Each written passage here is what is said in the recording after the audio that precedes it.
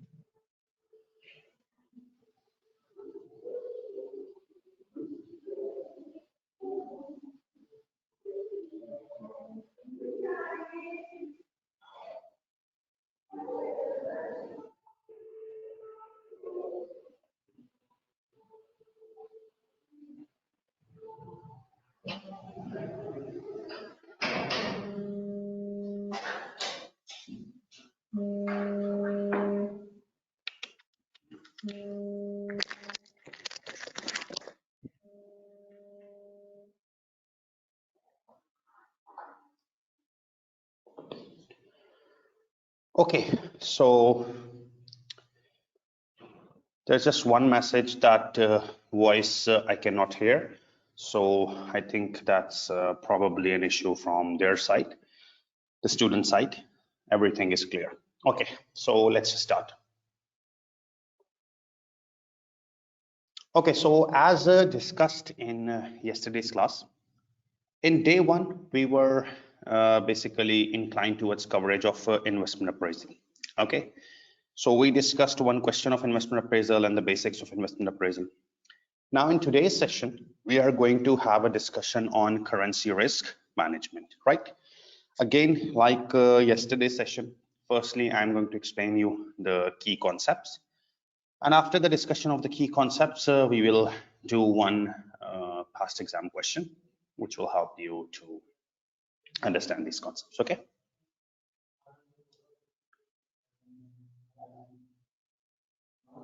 And again, after every 10-15 minutes of lecture, I will make sure that I look at the questions tab to ensure that if there are any questions, we answer them immediately. Okay. Now, when currency risk management is starting, the first thing a student needs to know is that what exactly is currency risk. When a student plans to do currency risk management, the first thing he should consider or learn is that, or he wants to know that, what exactly is currency risk? Okay, so we basically define currency risk is the risk that currency rates may go up when we have to make payment in future, or risk that currency rates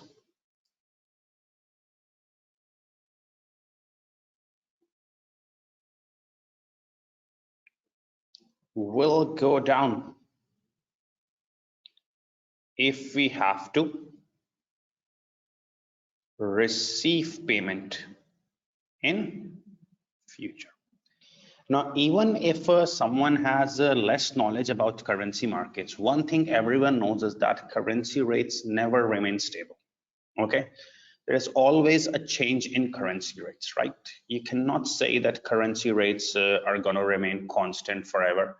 Obviously, the currency rates keep on changing. Okay, because of this movement in currency rates, like today, I might see that dollar is at another rate, and tomorrow I might see dollar at another rate, and 1 month later I might see dollar at another rate. So currency risk basically arises due to movement of currency. It is the risk that currency rates go up when we have to make payment in future. If we plan to pay someone in future, there's a risk that currency rates may go up. And if we are receiving money from someone in future, there's a risk that rates may go down. This is basically currency risk. Like for example,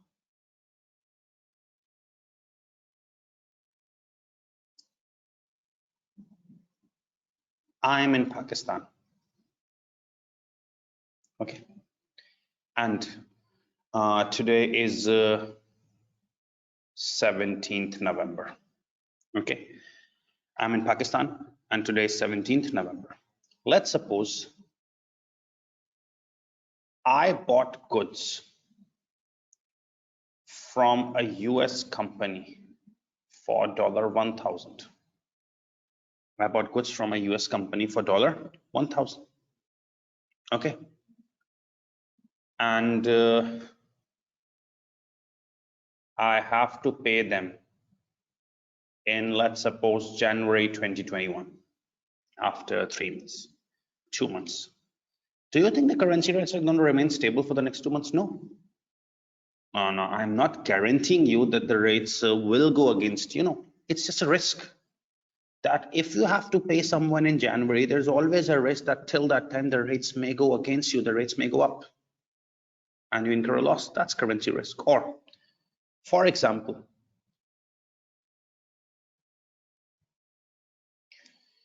you will be receiving euro 5,000 in February 2021. So if you are receiving euro 5,000 in February 2021, there is always a risk that till that time the rates may go down for euro. This is currency risk, that if you have to make payment to someone, the person is always afraid that the rates may go up. And if you are receiving money, there's always a risk that rates may go down. This is currency risk. Like this specifically happens whenever a student tries to or wants to submit examination fees to ACCA UK in future. Now let's suppose for your next attempt you have to pay examination fees to ACCA UK in March. And let's suppose your examination fees is GBP 100. Now from whichever country you belong, except from UK, if you have to pay 100 GBP to ACCA UK in future, everybody is afraid of this risk, that till that time the pound rates may go up or go against you. This is currency risk. But if you have to make payment to someone, there's always a risk that rates may go up. If you're receiving money from someone, there's always a risk that rates may go down. This is basically currency risk. Now, one thing is that no one can avoid currency risk. It will be happening. No one can avoid currency risk. However, currency risk can be managed. You cannot avoid currency risk, that okay, currency risk can be avoided. No, it can never be eliminated. It can only be managed, minimized. That's what your topic is, not currency risk elimination, but currency risk management. Because we all know we cannot avoid currency risk, we can only manage currency risk. And currency risk is basically managed through the use of some hedging techniques. Currency risk is basically managed through the use of some hedging techniques. Okay, so basically I told you first that currency risk is the risk that currency rates will go up if you have to make payment, or currency rates may go down if you have to receive payment. I give you an example that I'm in Pakistan and I have to pay someone $1,000, let's suppose after 2 months. There's always a risk that rates may go up. Similarly, we have to pay fees to ACCA UK in March. There's always a risk that pound may go up. This is currency risk. Okay, no one can avoid currency risk. It can only be managed. How currency risk is managed? It is through the use of some hedging techniques. Okay, now basically there are many hedging techniques to minimize or manage currency risk, but the most important techniques are 3 hedging techniques which we are going to cover, because in every question these 3 techniques usually come. One is called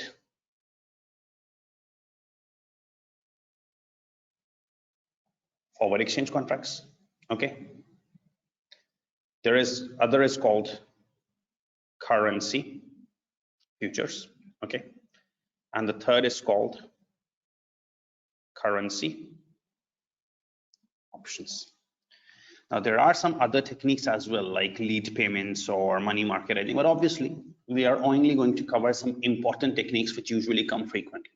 So currency risk is basically managed through the use of some hedging techniques.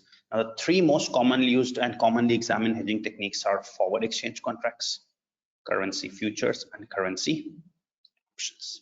Okay, I'm going to discuss all 3 techniques with you through some examples, and then we will be in a position to go towards a past paper question. Okay, any question up till now?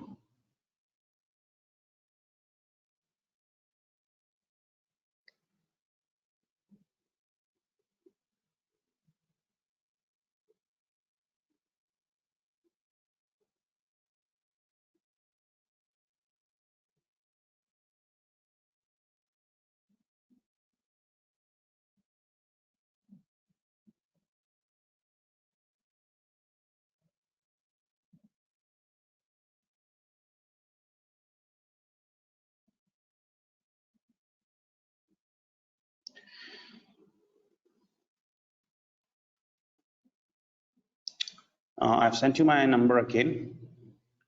So those who are unable to join the WhatsApp group yet, although I think we have majority students in the WhatsApp group now, but those who are unable to join, just drop me a text WhatsApp there. I will send them the link. Okay.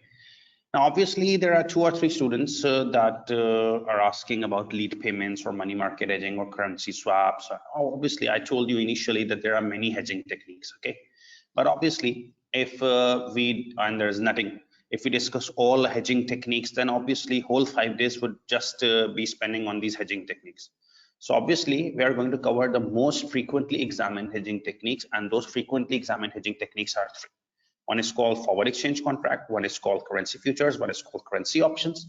And if you want to study some other techniques, you can always contact me through WhatsApp, so we can do something about those other techniques if you want to study that. Okay, so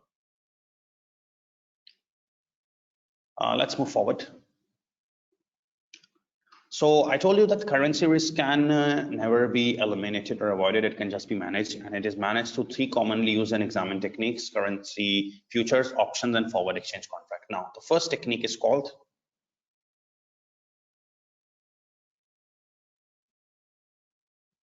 forward exchange contracts. Okay, now remember, to solve any of the techniques, you need information about the quotes, which we discussed in the last session, that if foreign currency is in numerator, local currency is in denominator, we call it indirect quote. We divide and lower rate by higher rate, sell. Okay. Similarly, if local currency is in numerator, foreign currency is denominator, that's a direct quote. In direct quote, we multiply, and the lower rate is the selling rate and higher rate is the buying rate.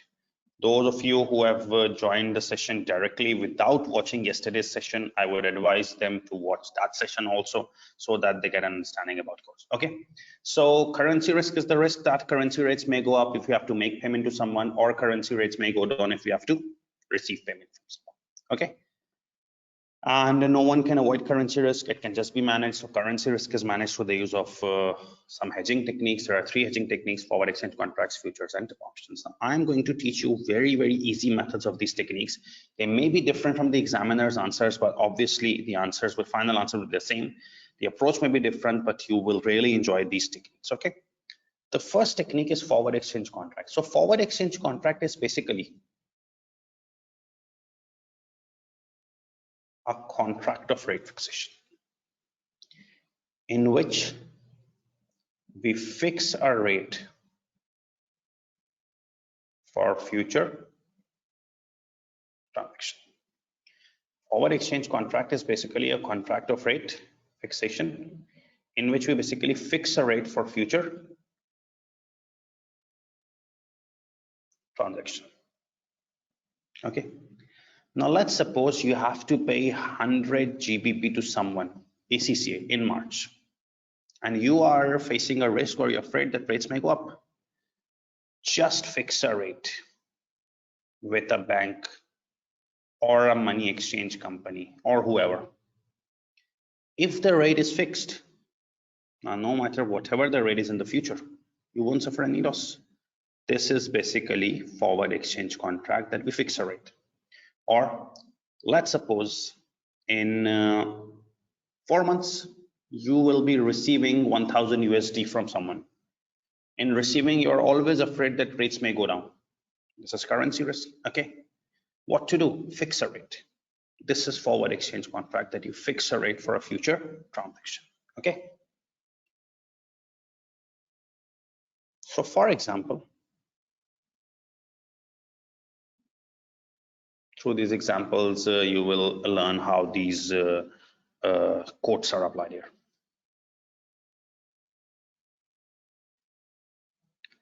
I am in UK and I will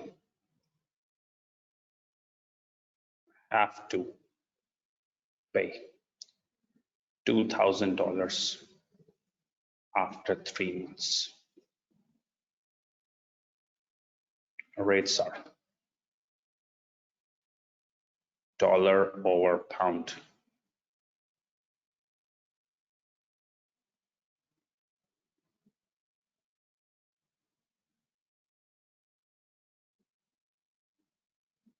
Spot rate, today's rate 1.2-1.25. 2-month forward rate 1.21-1.26. And 3-month forward rate 1.205, 1.208.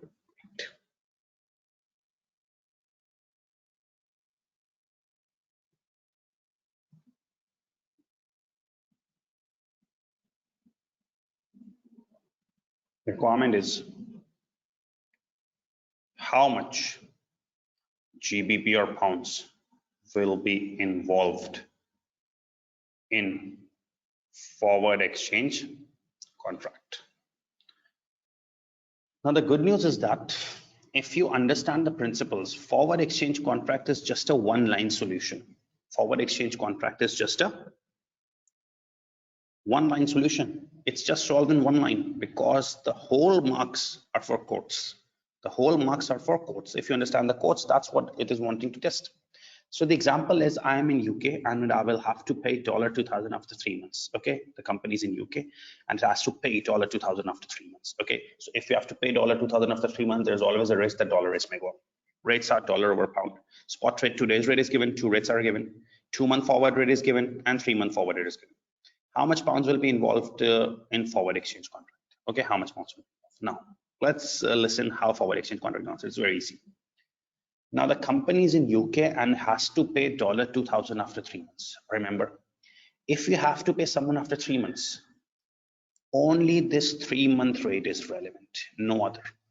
If you have to pay someone after 4 months, only 4-month rate is relevant. If you have to pay someone after 2 months, only 2-month rate is relevant. So if you have to pay someone after 3 months, only this 3-month rate is relevant. So highlight this.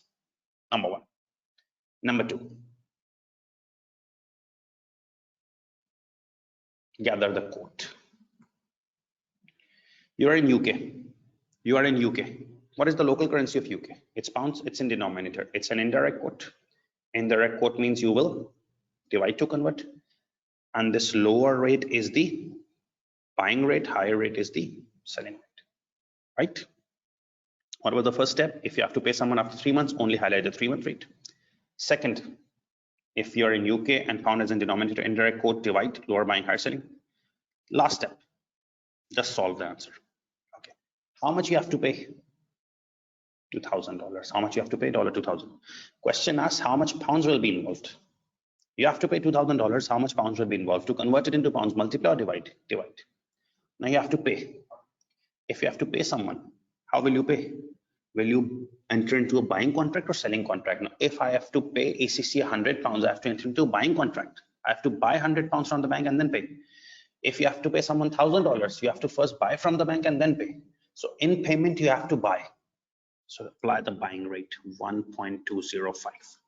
Okay, so let's open the calculator. It's 2000 divided by 1.205, 1659 GBP. This is the answer. I'm repeating. First step, if you are paying after 3 months, only highlight the 3 month. Second step, quotes. Pound is in denominator, indirect quote, divide, lower buying, higher selling. You have to pay 2000.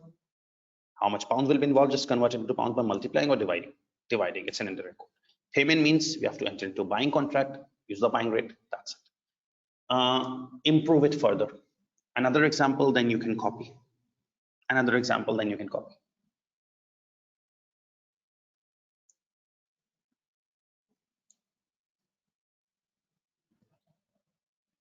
Okay, I am in Europe and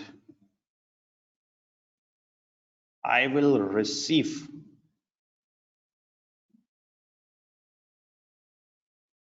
$2,000 in 4 months.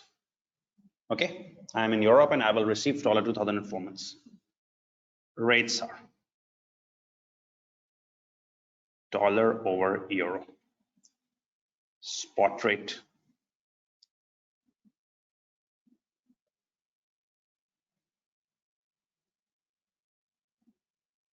two-month forward rate, 4-month forward rate.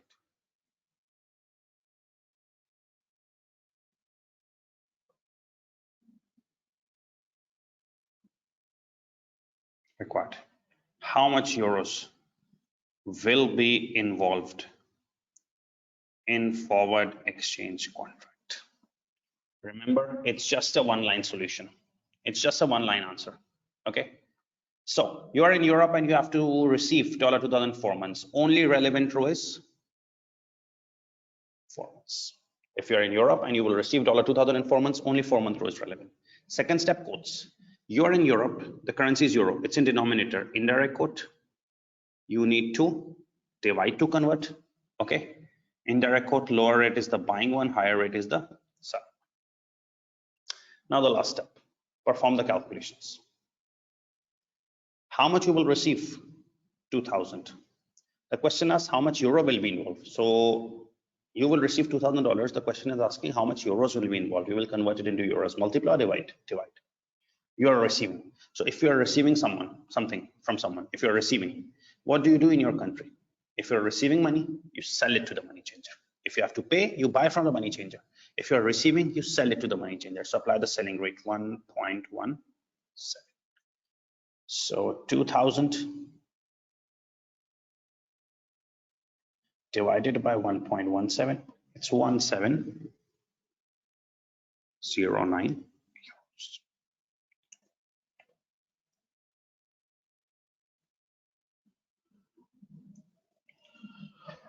So getting it how forward exchange contracts work. Okay, you can quickly copy these two examples and then we can move forward.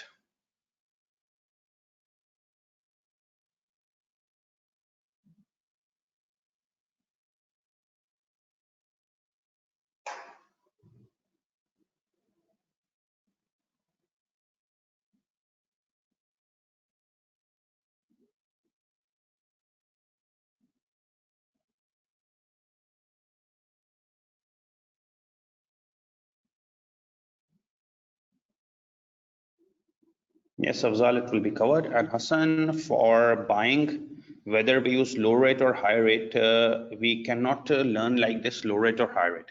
That's why in the second step, I told you that you need to first note the quotes. So if the quote is indirect, then the lower is buying, high rate selling. You write BR buying rate, SR selling rate. Okay, if it's indirect quote. Okay. In payment, always use the buying rate. In receipt, always use the selling rate. Okay. Similarly, if it's a direct quote, in direct quote, higher rate is the buying one, lower is the selling one. So write BR and SR. In payment, always buying rate. In receipts, always selling. Alvin, we have already discussed yesterday that if forward rates are not given, then we will be provided data about parity theories. We can find through that. Okay.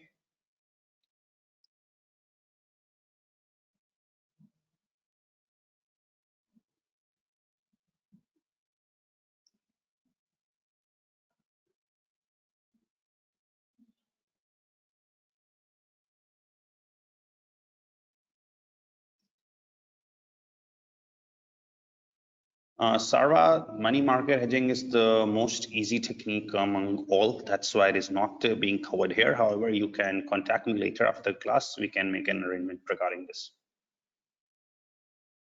So Jason, if 4-month rate is not given, so we always have the parity theories data to find the rates if any rate is not given.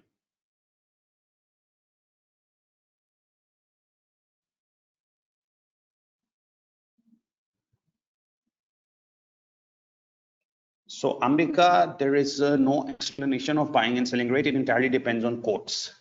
Now, if the question has indirect quote, then the rule of indirect quote is division, and the rule of indirect quote is the lower buying, higher selling. Okay. And if you find the question that it's direct quote, then it's multiplication rule, and lower is selling, higher is buying. So you have to first find the quotes, then you can only get whether it's a direct quote or an indirect quote, then only you can get buying rate, selling rate.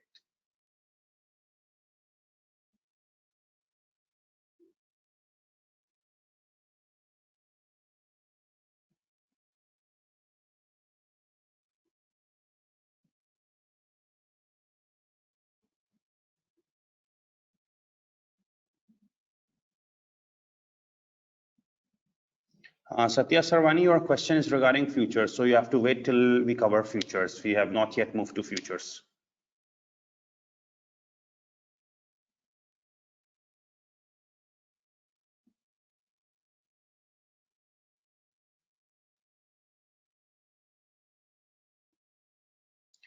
Murtaza, the quote can only be guessed when numerator denominator is given, else you can never apply the quote. Yes, Izza, unless you know the home country location, you can never understand the quote. MD Siam Hussain, that's a way of expressing the currency rates. Like for example, you are in Bangladesh. So either it will be Bangladeshi taka per dollar or dollar per Bangladeshi taka. You can go to any money changer website, any bank website, rates are given in two currencies form. So whatever is the home country, if it's in denominator, that's an indirect quote. If the home country is in numerator, that's a direct quote.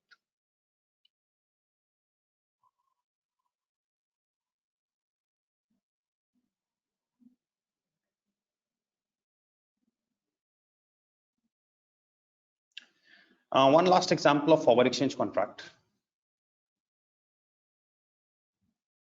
For example, the question states, we are in Thailand and will be paying pound 1,000 in 4 months. Rates are Thai baht per pound.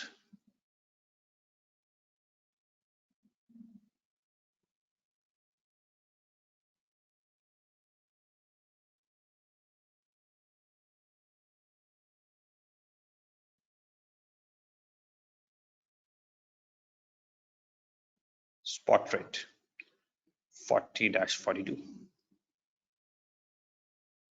4-month forward rate, 6-month forward rate, 41, 43, 44, 45.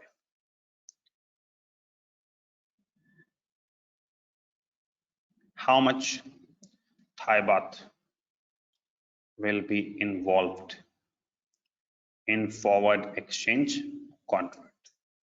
Now immediately apply the 3 steps which we have covered. Firstly, we are in Thailand, we'll be paying £1,000 in 4 months. So only relevant row is 4 months. Step 1, only relevant row is 4 months. Second, apply the quote. You are in Thailand. So the currency of Thailand is Thai baht. That's a numerator. That means it's a direct quote. That means you will multiply to convert. And that means lower rate is the selling rate, higher rate is the buying rate. Okay. Finally, apply the last step. The first step, highlight the relevant row. Second step, quotes. Now, apply the answer. You have to pay £1,000. The question is asking how much Thai baht will be involved. So convert these £1,000 into Thai baht. Multiply or divide? Multiply because it's a record.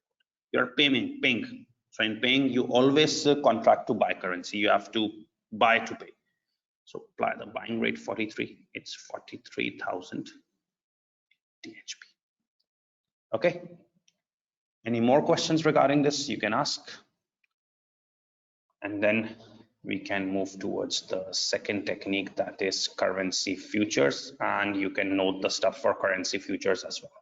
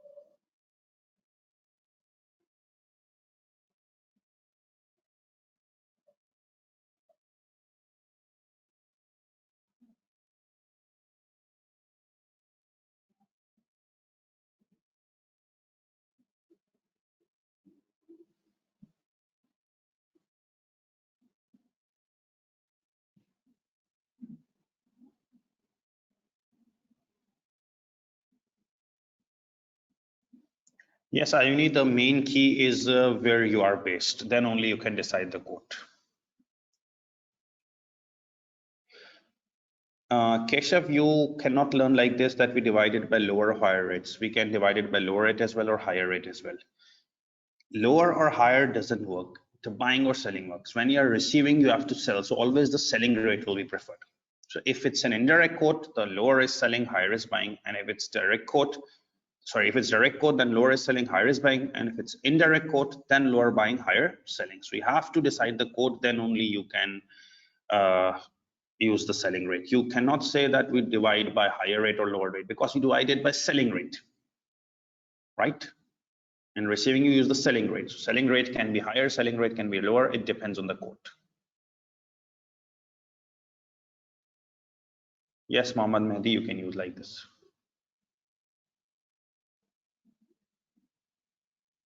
Yes, at the rate of, you can use like this.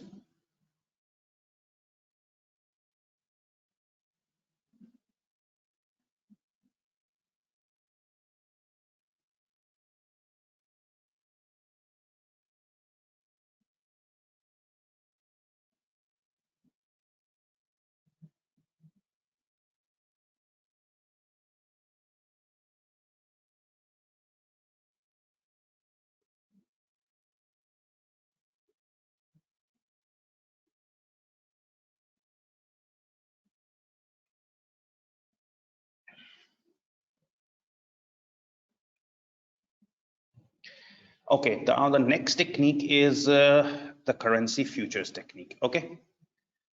Now in currency futures technique, futures are also similar to forward exchange contract with some slight differences. They also fix a rate with some slight differences. Okay. Now there is a three-step approach of futures, which if you're able to do, then you can definitely score full marks in futures. Now the first step of futures is to find lock-in rate. The first step of futures is to find lock-in rate. Okay. Now what is this lock-in rate? Some people called it extrapolation rate. Some people call it average rate. I call it lock-in rate. The first step is to find this lock-in rate. Now, what is this lock-in rate or average? Let's suppose you have to pay someone in 3 months. Okay. So you need rate for 3 months, right? When you see the question, you are given 2-month rate, 4.5. Okay. 6-month rate, 4.9. Now this doesn't work here, right? You have to pay someone in 3 months. You need a rate for 3 months. If 3-month rate is given, fine. But if you are given 2-month rate and 6-month rate, 2-month rate is 4.5, 6-month rate is 4.9, you need a lock-in rate or an average rate. How will you get it? Okay. Let's suppose 2-month rate is 4.5 and 6-month rate is 4.9. What is the trend? Rising or falling? Rising. 5.4. In how many months? It's rising by 0.4 in 4 months. So if it's rising by 0.4 in 4 months, so it's rising by 0.1 per month.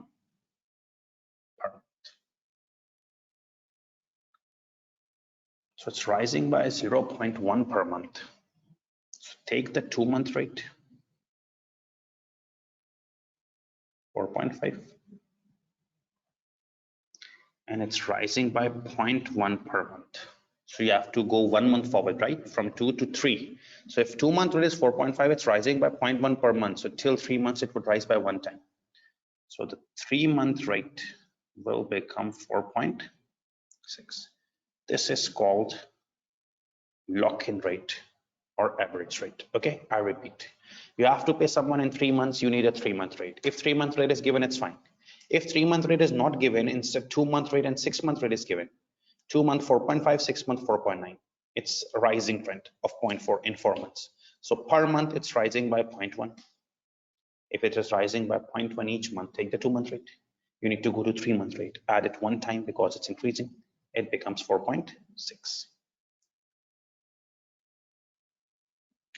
To make it further clear, let's suppose you have to pay someone or you have to receive from someone in 5 months. If you have to receive from someone in 5 months, you need a 5-month rate, right? If 5 months rate is given, fine. Let's suppose the question gives 3-month rate as 6 and 6-month rate 6.6. Okay, you need a 5-month rate. Apply the averaging strategy. What is the trend? Rising by 0.6. 3 months. So rising by 0.6 in 3 months means per month it is rising by 0.2 per month. If something is rising by 0.6 in 3 months, so per month the rising is 0.2. You need a 5-month rate. Okay, so the 3-month rate is 6. 3-month rate is 6. It's rising by 0.2 each month. So if it rises by 0.2, it would go to 4 months. And if it rises by further 0.2 per month, it goes to 5 months. From 3 to 5, you need to rise it by 2 times. This becomes 6.4, 5-month rate. This is called the lock-in rate or average rate. Now you must not rote learn this. Now it is always going to be a rising trend. Okay. Let's suppose you have to pay or receive to someone in 6 months. You need a 6-month rate. Okay. Let's suppose 3-month rate is given as 8. Okay. And 8-month rate is given as 7.5. If you have to pay in 6 months, you need a 6-month rate. You are not given 6-month rate. Apply the lock-in rate strategy. 3-month rate is 8, 8-month rate is 7.5. The trend is declining 0.5. Trend is declining 0.5 in 5 months. If something is declining by 0.5 in 5 months, so per month it's declining by 0.1. If something is declining by 0.5 in 5 months, so it's 0.1 per month. You need a 6-month rate. Take the 3-month rate 8. It's decreasing by 0.1 every month. So if you decrease it by 0.1, it will become to 4 months, 0.1 per month, from 3 to 4 one time. Further decrease by 0.1, it will reach 5 months, and further decrease by 0.1, 6 months. If 3 times decrease by 0.1 each month, it will go to 6-month rate. So the 6-month rate will be 7.7. You can also do 8 minus 0.1 into 3 directly, but that's what lock-in rate is. Okay. Any questions with respect to lock-in rate?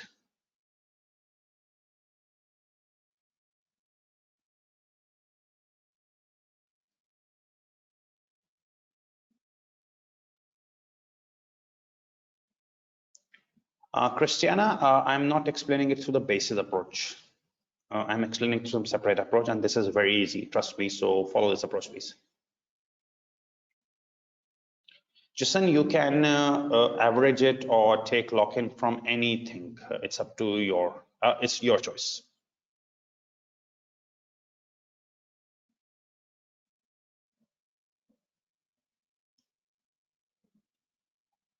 Afzal, this is not the same as basis method. Basis method is quite complicated. Rabia, because we need to reach to 6-month rate. So from 3 months to 6 months, it's 3 times, not 2 times.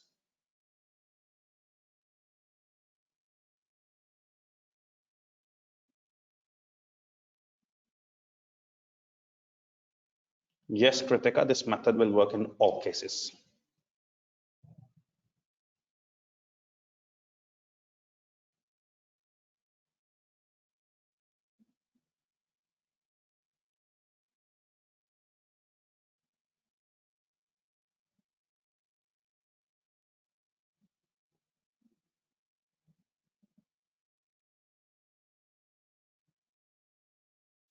Yes, Tajwar.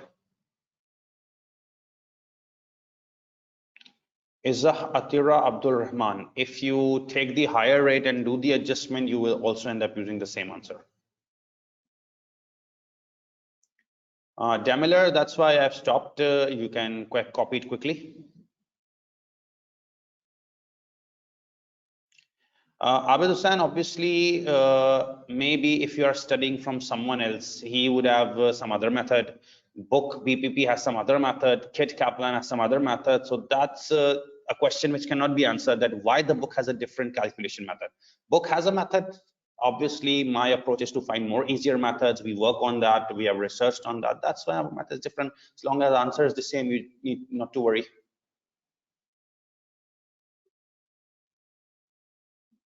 Macaco, it's the same thing.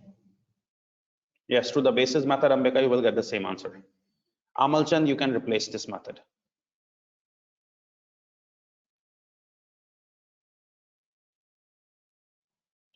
Shalima, I am not getting your question. Why minus 0.13 times? How will you go from 3 months to 6 months?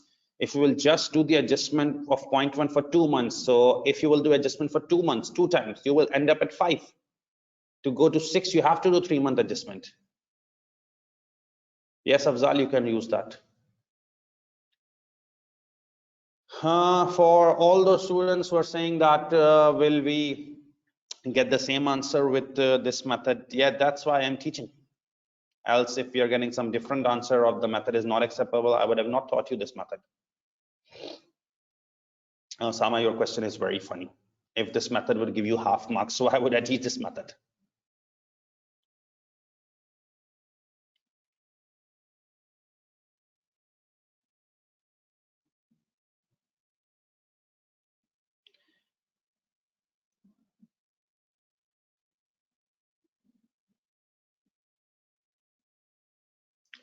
Now, Satya, the averaging strategy only applies on starting and ending.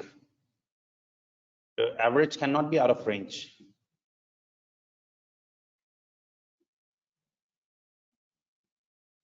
Veronica, that will be discussed tomorrow.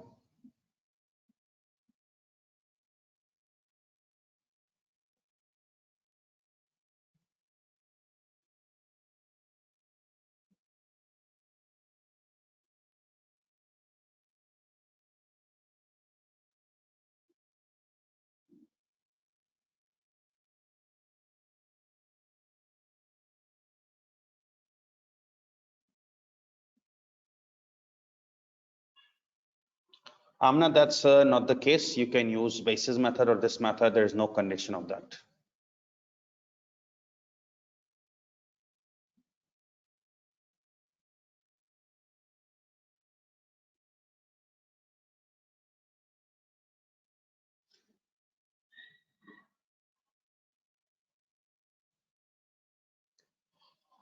Now let's just copy some stuff from the third technique, currency options. I will explain you this and futures. The first step was lock-in rate. Now the second step which you have to show in the exam is to find the expected receipts or payments using this lock-in rate. Now once you get your desired rate, the lock-in rate, you need to find your receipts or payments, whatever are the receipts or payments through this lock-in rate. And in the last step, you have to show the number of contracts. Now, how these two steps are done, I will show you in the question.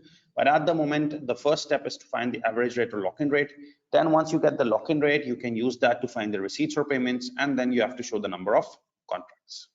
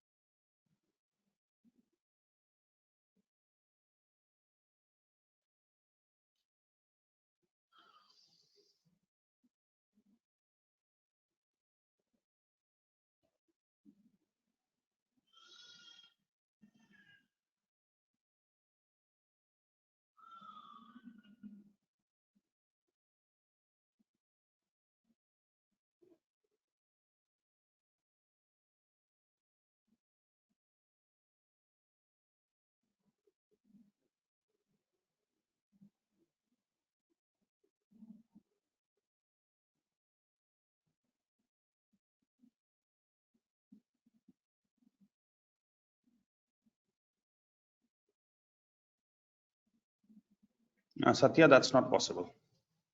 That's what I was trying to say, but you just change the example from 2 months to from 4 months to March and December. It's the same. You cannot do.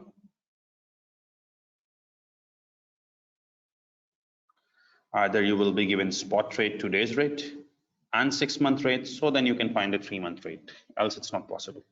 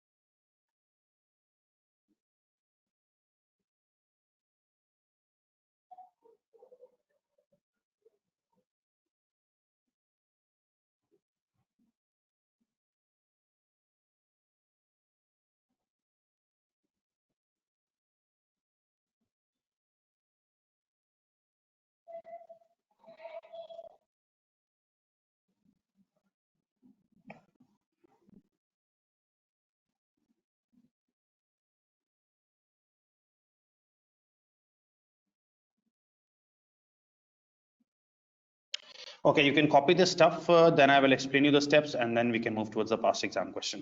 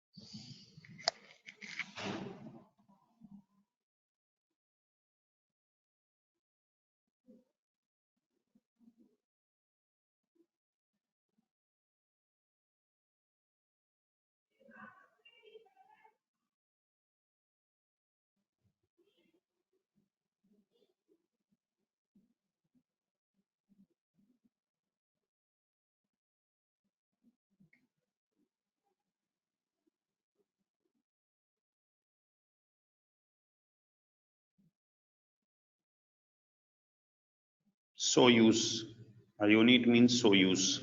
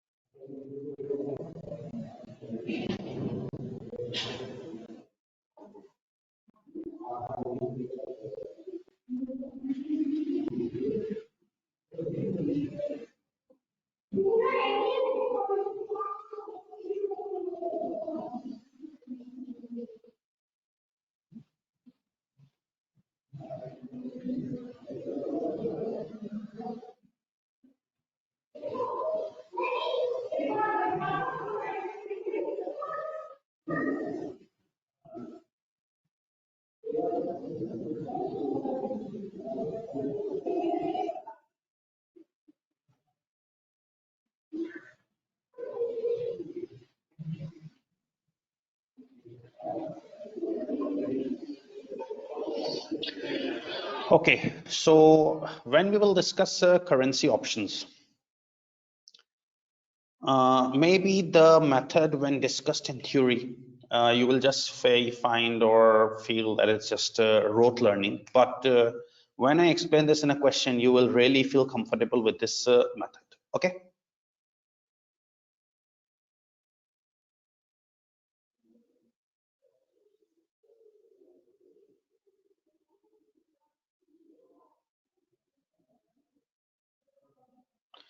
Okay, so we are focusing on three techniques, that is forward exchange contract, futures and options. So forward exchange contract was a contract of stress fixation.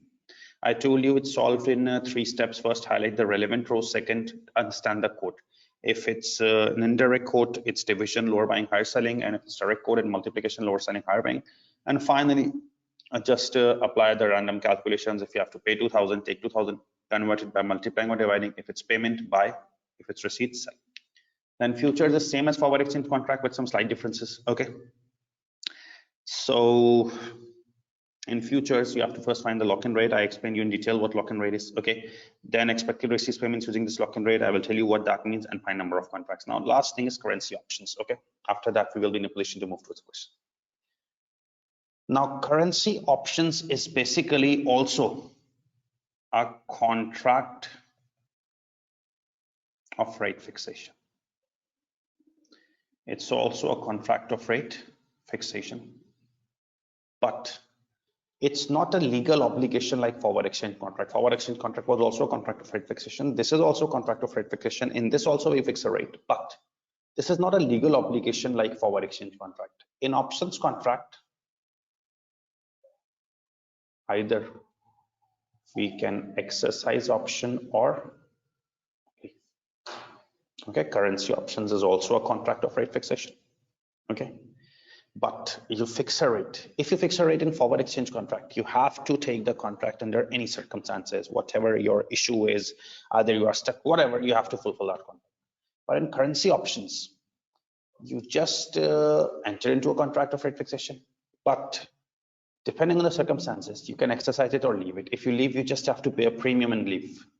You can leave the contract. You cannot fulfill your contract, but in forward exchange contract, there's a legal obligation to fulfill. Now, in currency options, remember one rule. If either you are going to get a payment case or a receipt case, there is no other case. Remember, if you have to pay someone, whenever you need to pay, you need to buy currency from the money changer. Buying means you will always use call option. Call means buying contract. Okay. And in receipt, you have to sell something. If you're receiving something, you will sell it to money changer. So selling means you will use put option. So people have this learning habit that in payment we use call and in receipt we use put.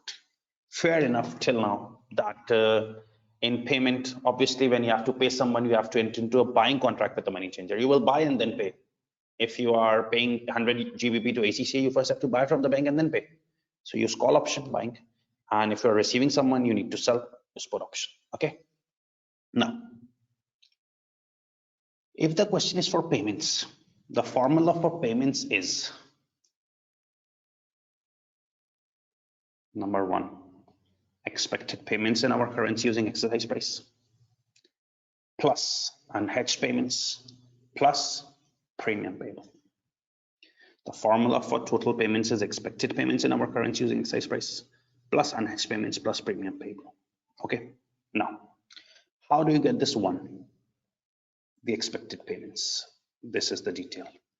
The expected payments or receipts, it's calculated as number of contracts into contract size. Number of contracts into contract size. Number of contracts as a sub formula. Expected payment or receipt in foreign currency over exercise price over contract size. Through this, you get number of contracts into contract size. Okay, this is how you get the first thing, expected payments, through this sub formula. Number of contracts into contract side, and I have the sub formula for number of contracts. Okay. Now, whenever you will enter into an options contract, options contracts have a standardized contract size. Like for example, you have to fix a rate for 110,000 GBP or 120,000 GBP, they won't apply. They have standardized contracts of 100,000, 200,000, 50,000. They are not as per your own wish. So obviously, when you enter into an options contract which is standardized, you won't be able to hedge your full amount. There is some unhedged amount left. How this unhedged amount is calculated, number two, it's expected receipt or payment in foreign currency less number of contracts into contract size into exercise price. Expected receipt or payment in foreign currency minus number of contracts into contract size into exercise price. Remember, if you have to pay someone $60,000, you need to fix a rate for $60,000. That's not possible in options contract. They have a standardized contract size. So you won't be able to enter into hedging contract for full amount because the standardized size, some amount will be left as unhedged. Unhedged is computed this way. And finally, you have the number third thing, premium payable, because in options contract, you always have to pay some premium so that if you want to leave, you can lose this premium. So this premium is calculated as follows. Number three, number of contracts into contract size into premium. Now remember two further rules. Whatever unhedged amount is left, there is no technique which deals with this unhedged leftover amount. because options are standardized, they won't hedge that small petty amount. Futures are also standardized, they won't hedge this small petty amount. So unhedged is only dealt through forward exchange contract, because in forward exchange contract there is nothing as such a standardized contract size. You can hedge a petty amount as well. So unhedged is only dealt through forward exchange contract. And one thing which you need to remember for premium is that in options contract, premium has to be paid immediately now. So in premium, you have to pay immediately. So immediately means you need to use spot rates. That's the detailed approach for payments. That total payments is the expected payments in our currency using success price. The breakup, how to find, it's as follows. Number one, plus unhedged. I gave you the concept of unhedged, that since it's a standardized contract, whole amount won't be hedged. Some amount would be left as unhedged. Okay. And plus premium payable. Premium is number of contracts into contract size into premium. Premium has to be paid immediately, so we use spot rates.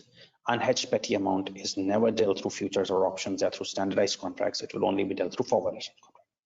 Now, in case of receipts, the principal formula is a bit different, else everything's the same. The formula for total receipts is number one, again the same. Expected receipts in our currency using exercise price, it's calculated in the same manner. Number of contracts into contract size. Then unhedged, obviously because of standardized size, some amount will be left as unhedged. It's computed in the same manner. Expected receipt or payment minus number of contracts into contract size into exercise price. Minus premium payable. Now, one thing which is different is that in payments, you are adding premium, and receipts, you are deducting premium. That's very normal. Premium, you have to pay. Premium, you have to pay. So it increases cost. Premium has to be paid, it increases cost. So in payments, it increases cost. That's why we're adding. But premium has to be paid. In receipts case, the premium reduces your receipts. The premium reduces your receipts. You have to pay premium, it reduces your receipts. Therefore, we are deducting. The sub formulas are the same. Everything is the same. But in options contract, you have to make sure that you understand this, that what is this unhedged receipts or payments? The basic computation is the same, but obviously since options is a standardized thing, you won't be able to hedge all amounts. Some petty amount will be left as unhedged. So that's only dealt through forward exchange contract, and premium has to be paid immediately. So we use spot rates. Okay. Now this is a bit too much formulas, but once you are getting this in a question form, that would be quite easy. Okay, so in options, I told you that if you are paying, you have to buy currency, use call option. In receipts, you have to sell currency, use put option. That's fine. Payment, call option, receipts, put option. The formula for payments and receipts, the number one thing is same, expected payments or receipts. Number two is the same plus unhedged, but premium is the same, but it's added and deducted, because premium payable reduces your receipts, therefore deducting, increases your payments, therefore adding. The sub formulas for expected receipts or payments, number one is the same. The unhedged formula is the same. The premium is the same. Premium has to be paid now. Use spot rates, and unhedged is only dealt through forward exchange contracts. Okay. Any questions?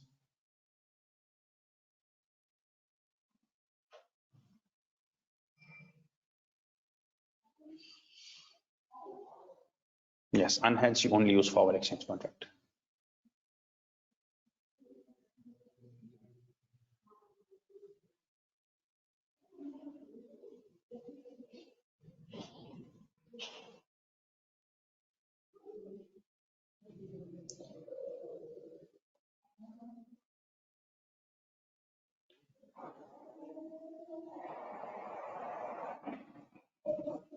Unhedged is basically that futures and options contract are standardized.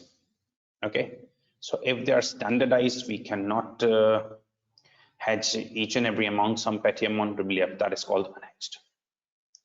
Premium has to be paid immediately. Therefore, immediately means we use spot rate.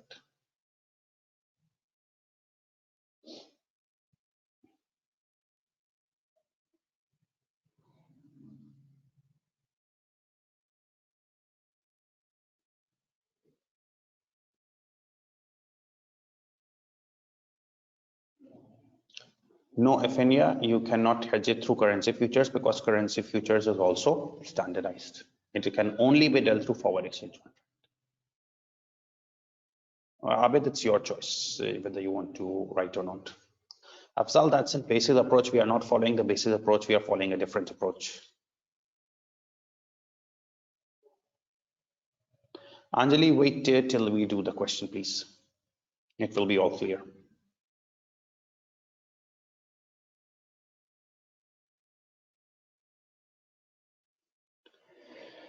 So up till now, we have discussed what is currency risk. There is that currency rates may go up if you have to make payment, or currency rates may go down if you have to receive payment. The common hedging techniques are, because you can eliminate this risk, futures, options, and forward exchange contract.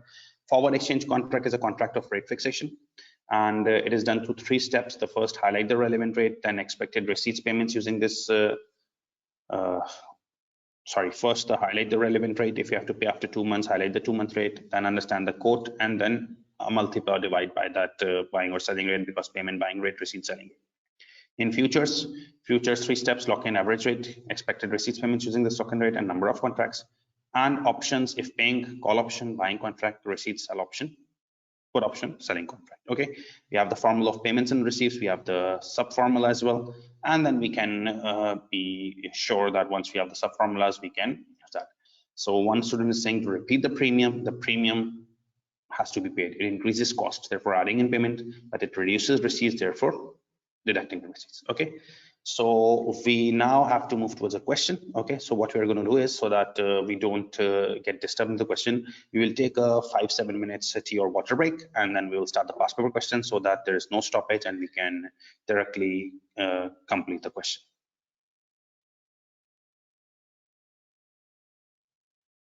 Yes, Alvin.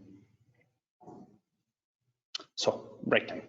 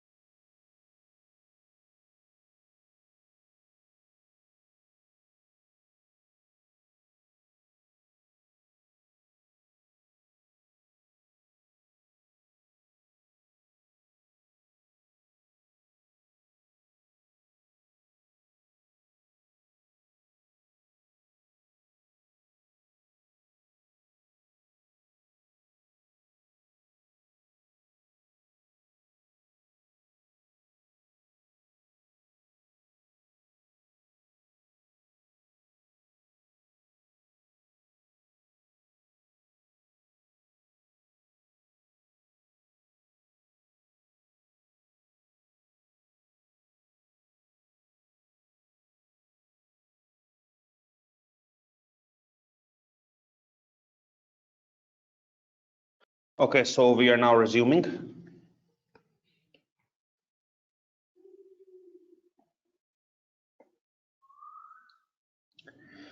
Tajwar, again, you started from 3 months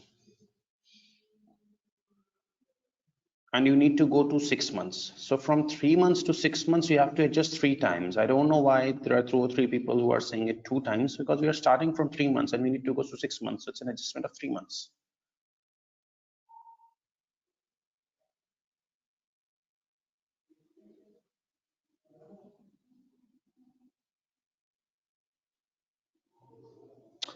Okay, so now let's move towards the question.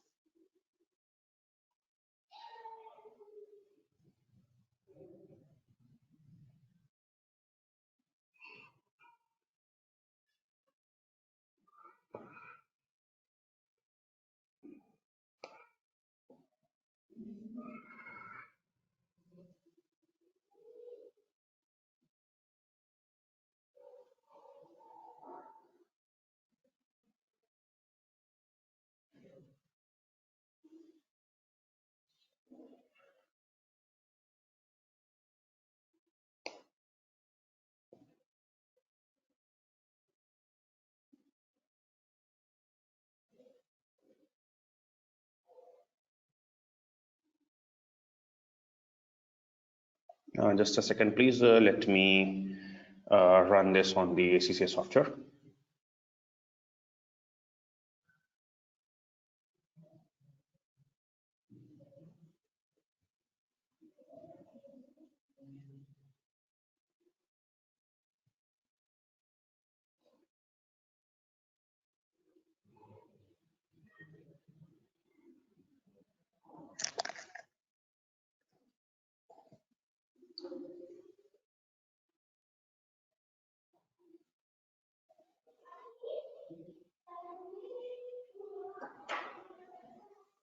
Just wait a second, please.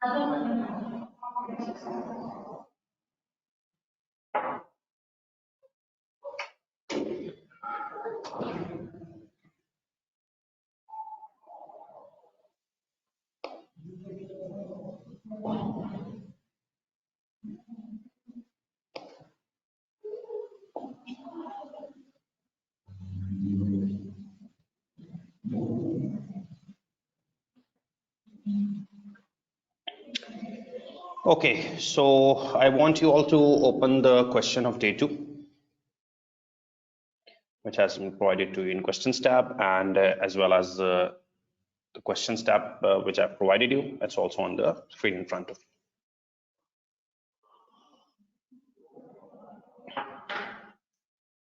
Okay, basically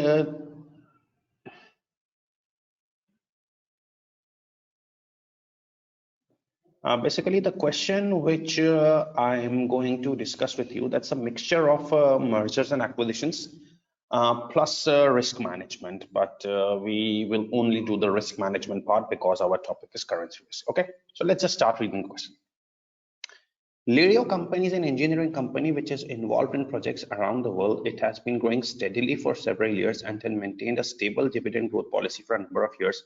The board of directors is considering bidding for a large project which requires a substantial investment of $40 million. It can be assumed that the date today is 1st March. Okay, so today's date is 1st March. Now let's just note this thing that today's date is 1st March.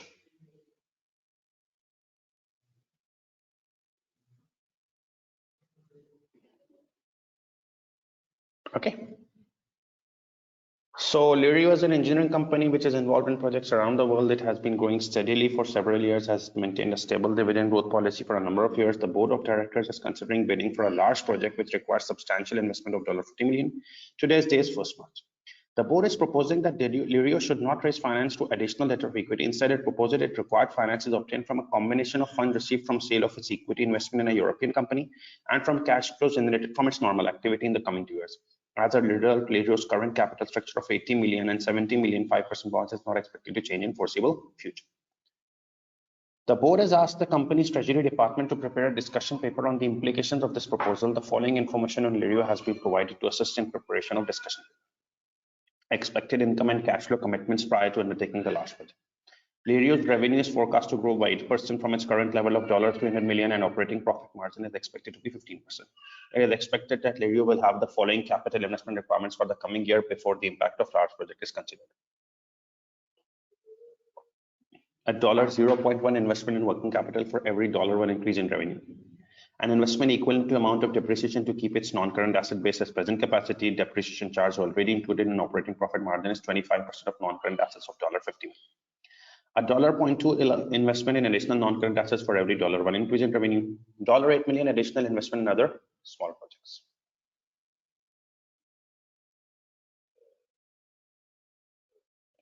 In addition to the above revenue and profits, Lirio has one overseas subsidiary, Pontac Company, from which it receives dividends of 80% on its profits. Pontac produces a specialist tool which it sells locally for $60 each. It is expected it will produce and sell 400,000 units tool of next year. Each tool will incur variable cost of $36 per unit and total fixed cost of $4 million. Lirio pays tax at 25%, Pontac pays tax at 20%. In addition, a withholding tax of 8% is deducted from any dividends remitted from Pontac. A bilateral treaty exists between two countries where Lirio is based and where Pontac is based. Therefore, corporation tax is payable on profits made by subsidiary companies, but full credit is given for corporation tax already paid. It can be assumed that receipts from Pontac are in dollar equivalent amounts, and exchange rate fluctuations on these can be ignored. Now, if you have read all this question, your whole question with me, what idea did you get? What is the home currency of Lirio Company?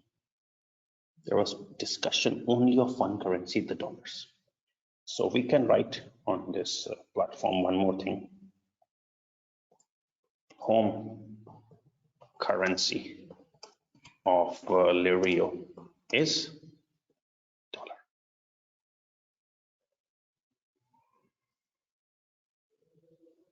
People might ask, how did you get it? It's very clear.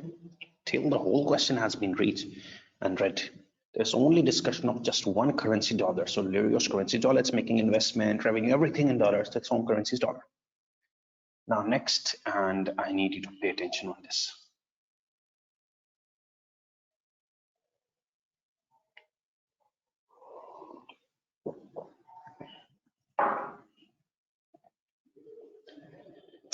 Now the next says, it is expected that Lirio will receive euro 20 million in 3 months from the sale of its investment.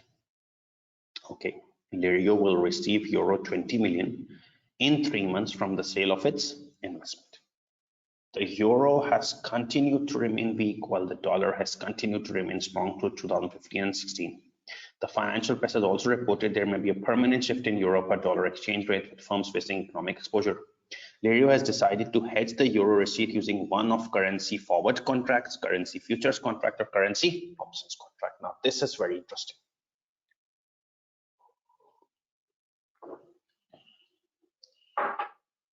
Read the paragraph again. It is expected that Lirio will receive euro 20 million in 3 months. Okay, so Lirio's home currency was dollar. It will receive euro 20 million. Euro has continued to remain weak. Dollar has continued to remain strong. Financial press has also reported there may be a permanent shift. Now, if Lirio's home currency is dollar and it is receiving euro 20 million in 3 months, the home currency is dollar, it is receiving euro 20 million, there is always a risk that rates may go down. It is receiving euro 20 million after 3 months. There's always a risk that rates may go down. So you need to hedge it. So Lirio has decided to hedge the euro receipt using one of currency forwards, the futures and options. It has decided to use one, either forwards, futures, options. Following exchange contracts and rates are available. Now, spot rates are dollar 1.1585 that's 1.1618 per euro. 3-month forward rates are 1.1559 1.1601 per euro. For data currency futures, in currency futures, the contract size is $125,000. The quotation is euro per dollar. See, in the above spot rates and forward rates, it was dollar per euro, but in futures, it's euro per dollar. So you're given March futures and June futures. Okay, remember this is always 30th March and 30th June month end. So 30th March futures and 30th June futures are given. Okay.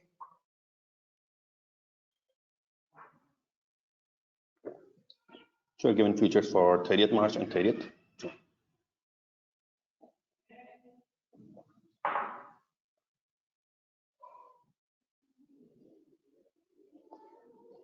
And then you're given data for currency options. First, you were given spot and forwards. It was per euro. Okay. Then the futures data, it was per dollar, euro per dollar. Then options contract size is also $125,000. The exercise price is again euro per dollar. Premium is also euro per dollar. Excess price is 0.86. You are given call options for March and June and put option for March and June. Okay.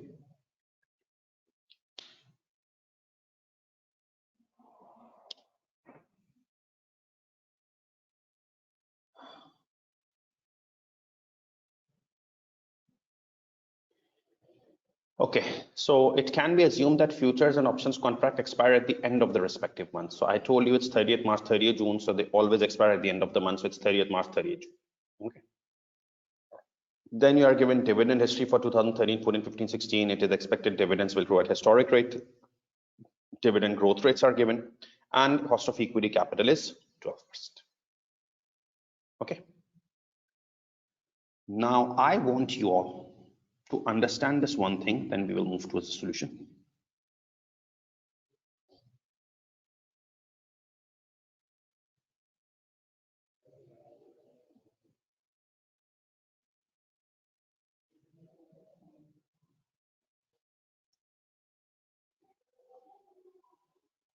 Understand this point carefully. Remember in the question, today's date was 1st March. Okay. And you are given futures for 30th March and 30th June. Today's date is 1st March. You are given futures for 30th March and 30th June. What does this mean? Listen carefully. Today's day is 1st March. Today's date is 1st March. You are given futures, first future for 30th March. Is it exactly after 1 month? So you can write 1 month instead of 30th March. And today's 1st March, we're given features of 30th June. So 1st March, look at my fingers, 1st March to 1st April, 1 month. 1st April to 1st May, 2 months. 1st May to 1st June, 3 months. And 1st June to 30th June, 4 months. So instead of 30th June, you can write 4 months. And this makes your life easy. This is not necessary. You can also use the March and June and do directly. Not need to convert that into months, but this is just my strategy and I consider it easy for students. Again, today's 1st March, you are given futures of March and June. Now always remember, if it's March and June, it's always 30th March, 30th June, because it's written also and it's assumed that they expire at the end of the month. So today's date is 1st March. The first future is of 30th March after 30 days, 1 month. So it's 1 month future. Okay. And then you're given future for June, it's 30th June. So 30th June is today's 1st March. You're given future for 30th June. So 1st March to 1st April, 1 month. 1st April to 1st May, 2 months. 1st May to 1st June, 3 months. And 1st June to 30th June, 4 months. Okay. Any questions in this, please?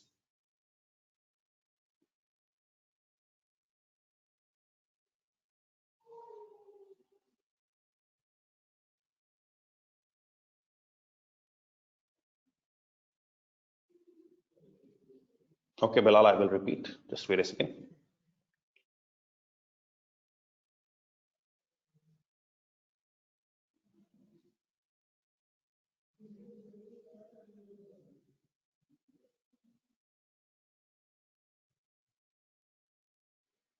Afzal, your questions are always 3 steps later. Just wait, please. There is one general phenomena. We have told you that if it's a payment case, you will buy. If it's a receipt case, you will sell.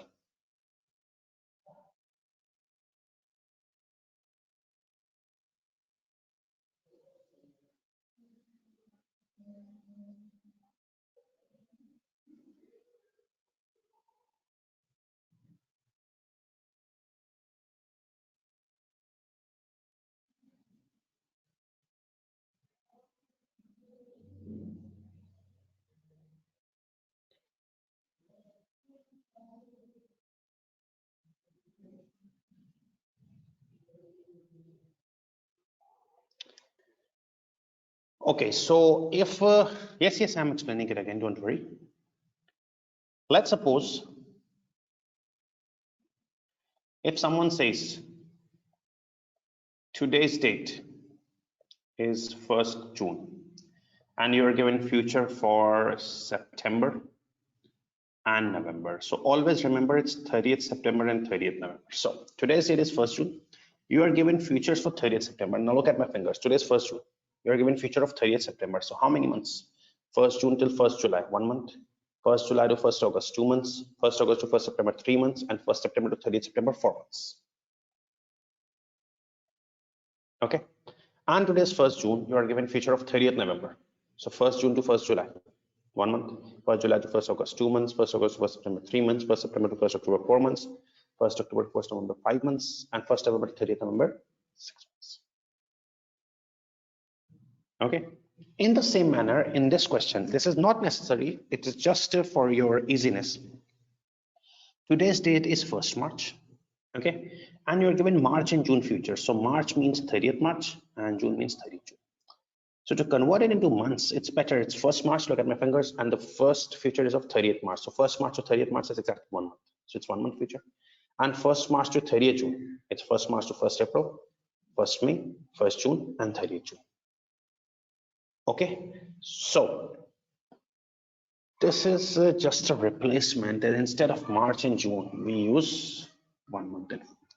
Okay, now going back to the question.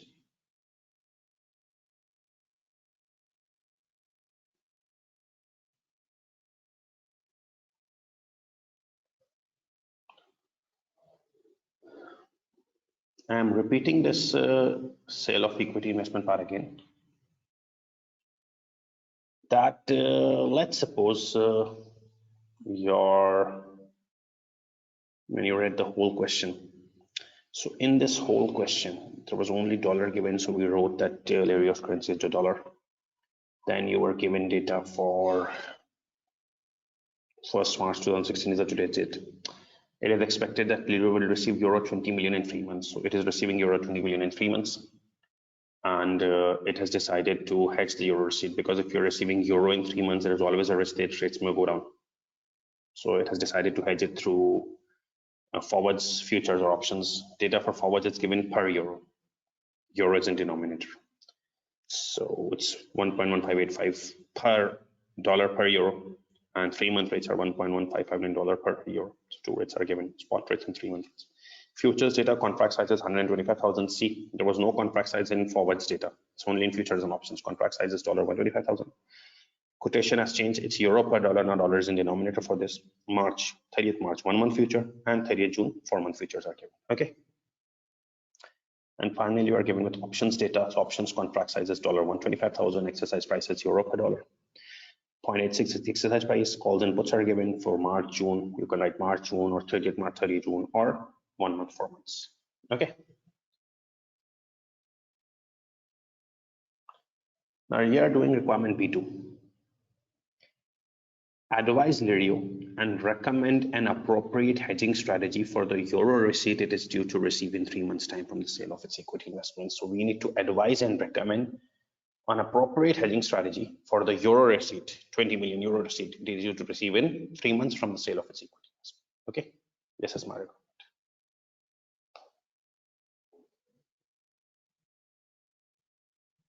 So I need to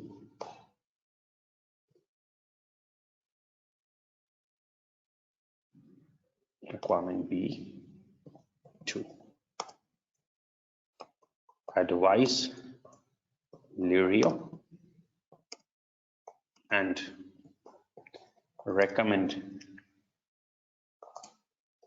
an appropriate hedging strategy for the euro receipt it is due to receive in 3 months from sale of equity investment. Okay.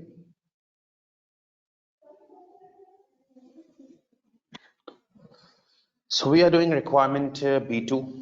We need to advise Lirio and recommend an appropriate hedging strategy for euro receipt. You have already discussed that they are receiving euro 20 million in 3 months from sale of equity investment. Today's date is 1st March. Home currency is dollars.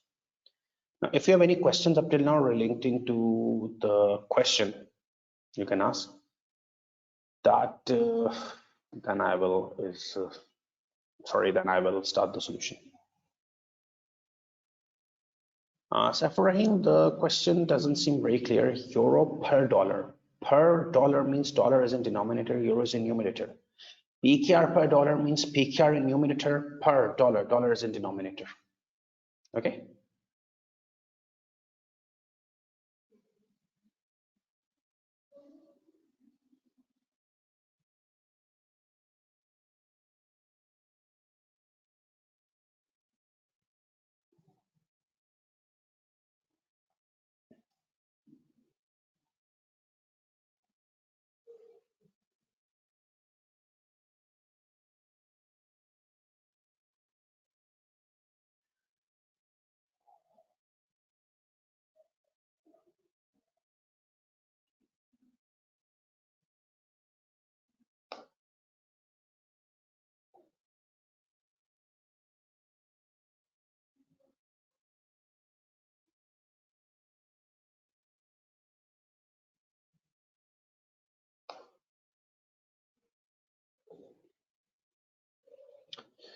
Okay, so when we read the question, in the first paragraph, it was written today's date is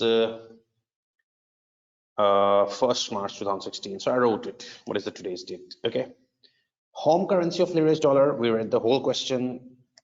Everywhere it was dollar given, revenue and everything. So it was dollar. Then it said that Lirio will receive euro 20 million in 3 months from sale of equity investment. And it has decided to hedge the risk, because if someone is receiving 20 million euros after 3 months, there is a risk. So it has decided to hedge the risk through forwards, futures, or options. We're given data for forwards, you're given data for futures, and you were given data for options. Okay, futures were given for March and June. I wrote it 30th March, 30 June. So today's date is 1st March. Till 30th March, 1 month future is given, and till 30th June, 4 month future is given. Okay, now you need to advise, review, and recommend an appropriate hedging strategy for the opportunity.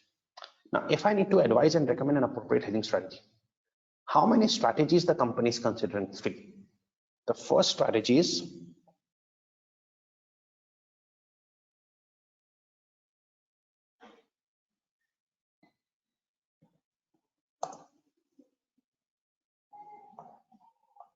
forward exchange,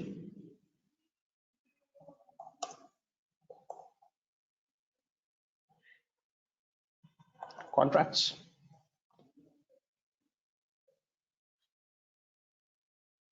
right? You need to advise, review, and recommend an appropriate hedging strategy. So how many strategies the company is considering? There are 3 strategies: forwards, futures, and options. So obviously, to advise which is the best one and recommend which is the best one, we have to solve all 3 and then decide. We have to solve all 3 and then decide, because that's the only solution. If you need to advise and recommend appropriate hedging strategy, you see the company is considering 3 hedging strategies. So to advise which is the best one, you need to deal all 3 and then decide. The first strategy is forward exchange contract. Okay, it's just a one-line solution. Now go back to the question for forward exchange contract.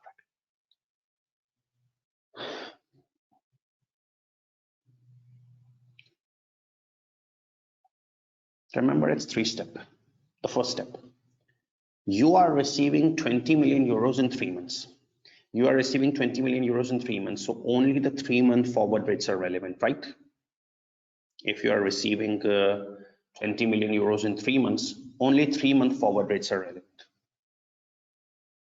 which are 1.1559 and 1.160. Correct? If the company is receiving money after 3 months, I told you there are 3 steps of forward exchange contract. The first step, only 3-month rates are relevant, right? 1.1559, 1.160. Okay. Second step, the quote.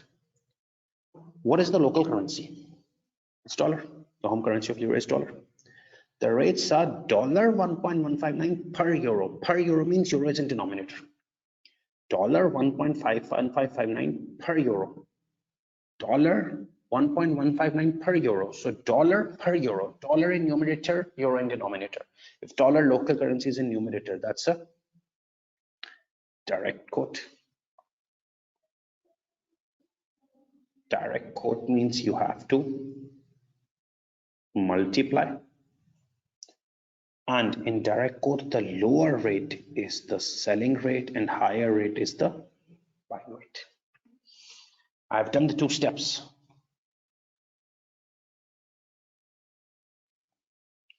The first step, if we are receiving money after 3 months, only use the 3-month rate. If you are receiving money after 3 months, the only relevant rate is the 3-month rate. So I highlighted only the 3-month rate. Okay. Second thing is the quote. Second thing is the quote. Now it's given dollar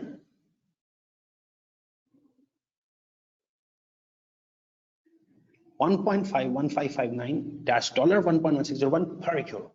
Per euro means euro is coming in denominator. Dollar per euro. Dollar is in numerator, per euro is in denominator. So the home currency of euro is dollar, it's in numerator, it's a direct quote, you will multiply. So the lower rate in direct quote is the selling rate and higher is the buying rate. Okay. Now one last step.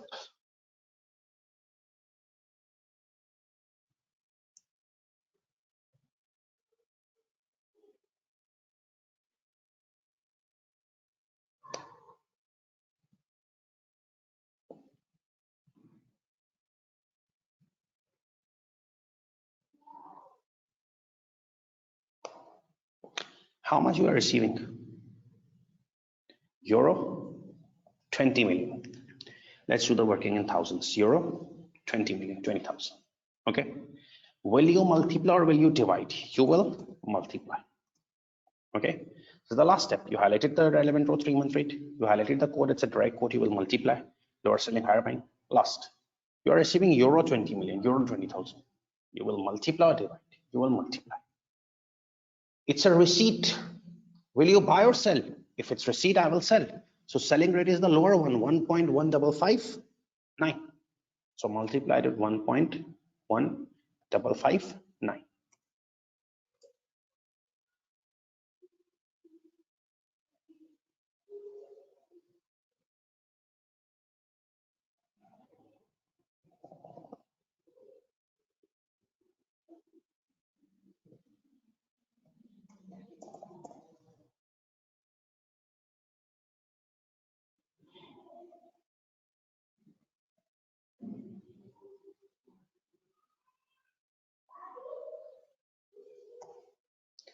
It's 23,118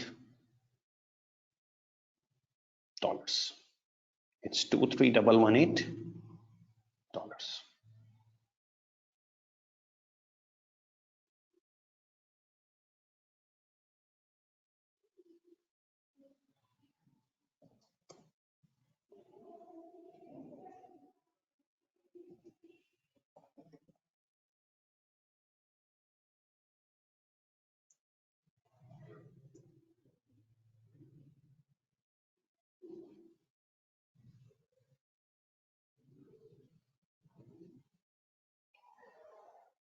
Right?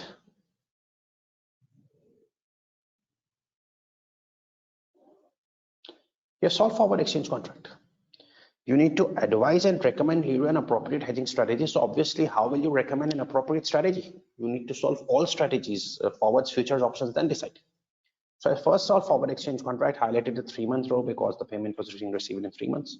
The quote, if dollar per euro, dollar is enumerated as a direct quote, multiply. Lower selling, higher buying. It's a 20 million receipt, so I take it in 1,000, 20,000, multiply, do it, multiply. Since it's a receipt, I'm selling rate 1.1559 lower, it's 2311. Okay. Any questions with this you can ask, then we will move towards the second technique because we have to solve all techniques, then recommend which is the best one. So move to the second technique, which is currency futures.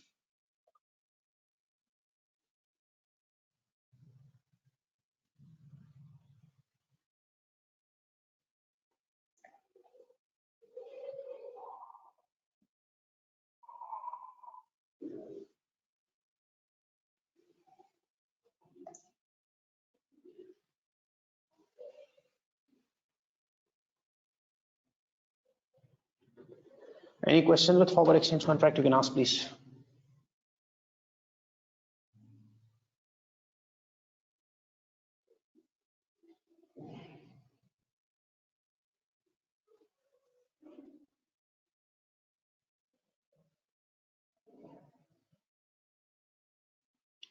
Yes, Nesper, you can do that. And for Julie and MD Rizwan, please pay attention to this note. That's specifically for these two students. It's written $1.1559 per euro, right? It's $1.1559 per euro. So which is in numerator? Dollar. Valerius local currency is dollar. That's why it's a direct quote. In direct quote, we multiply. That's why we multiplied. And in direct quote, the rule is lower is the selling and higher is the buying, as discussed yesterday and in today's class, that in direct quote, we aren't making those rules. If the quote is direct, lower is the selling, higher is the buying. If it's indirect, lower is the buying rate, higher is the selling. So since it's a direct quote, we need to multiply. Lower selling, higher buying. It's a receipt. We use sell because receipt is always sold. That's why we use the selling rate. Now, no matter it's higher or lower, we have to use the selling rate. Okay.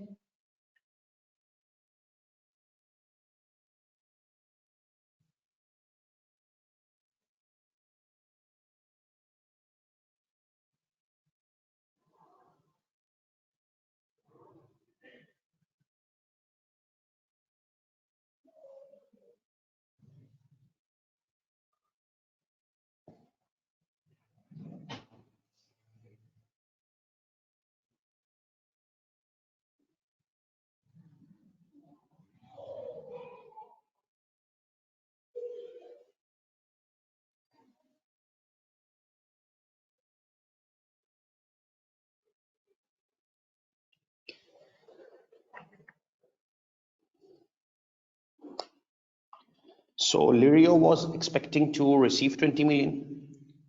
It had to consider three techniques: forwards, futures, and options. We discussed which is the best one, recommend. So we need to solve all three. First, solve the forward exchange contract. So we're receiving 20 million in 3 months. So highlight the 3-month rule. It's a quote, dollar per euro, dollar is an inventory direct quote, multiply, lower selling, higher paying. And finally, 20 million is receipt, multiply, divide, multiply, it's receipt. So apply the selling rate, 2311. Okay, let's move towards futures. Now you need to study futures through my technique to make life easy for you. Okay, remember currency futures has 3 steps.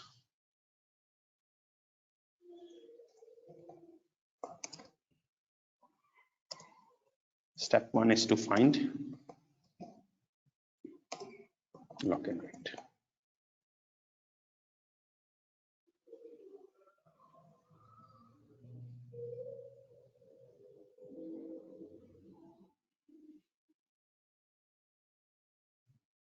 Okay, step 1 is to find lock-in rate.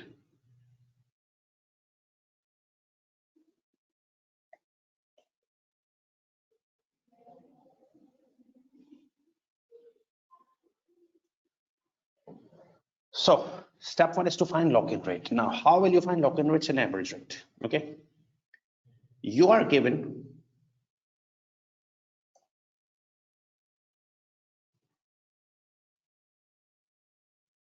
one-month rate, which is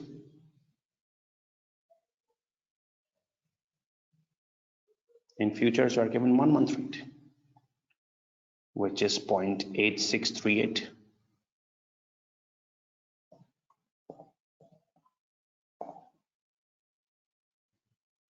It was 30th March, so I took it 1-month rate. And you are given 4-month rate.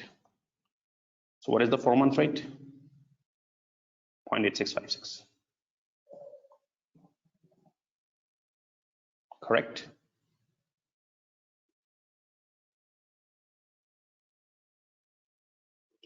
You are given 1-month rate and you are given 4-month rate, right? 30th March, 30th June. So I took it from today's date, 1st March. It's for 30th March, 1 month and 4-month rate. Okay.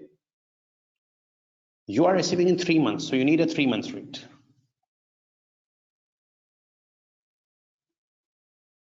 Remember, you are receiving in 3 months, so you need a 3-month rate, which is not given. Which is not given. You are given rate for 1 month, you are given rate for 4 months, you need a rate for 3 months, so you will apply the lock-in rate strategy. So 1-month rate is 0.8638 and 4-month rate is 0.8656. What is the trend? It's rising. Yeah, 0.8638, 0.8656. It's rising. By 0.0018. It's rising by 0.0018 in 3 months. 1-month rate is 0.8638, 4-month rate is 0.8656. It's showing a rising trend, 0.0018 in 3 months. Okay, so per month rising trend is 0.0018 upon 3 months. Per month rising trend is 0.0018 upon 3 months. 0.0006 per month.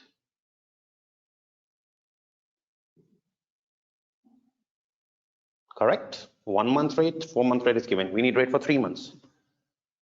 So you need to find a lock-in rate. So the trend is riding 0.0018 in 3 months. So it's 0.0006 per month. So how will you find the 3-month lock-in rate? See, the 1-month rate is 0.8638. This is the 1-month rate. Okay, 0.8638. It's rising by 0.0006 per month. So if you add 0.0006 one time, so from 1 month it will move to 2 months. And if it's increasing by 0.0006 per month, you need to add 0.0006 6 another time. You start from 1 month rate and it's rising by 0.0006 per month. So add 0.0006, made it 2 months. Add one more time, 3 months. So the 3-month lock-in rate would be 0.865.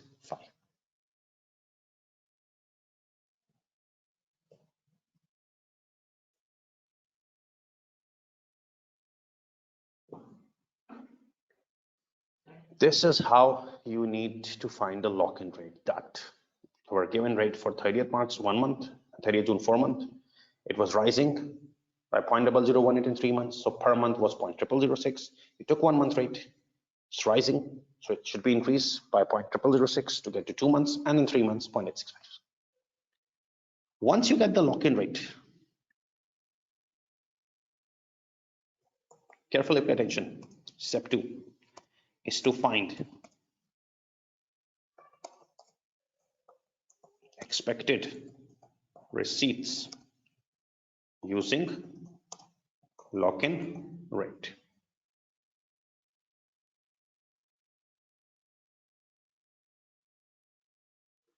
This is the second step. Once you find the lock-in rate, find expected receipts using this lock-in rate. So pay attention.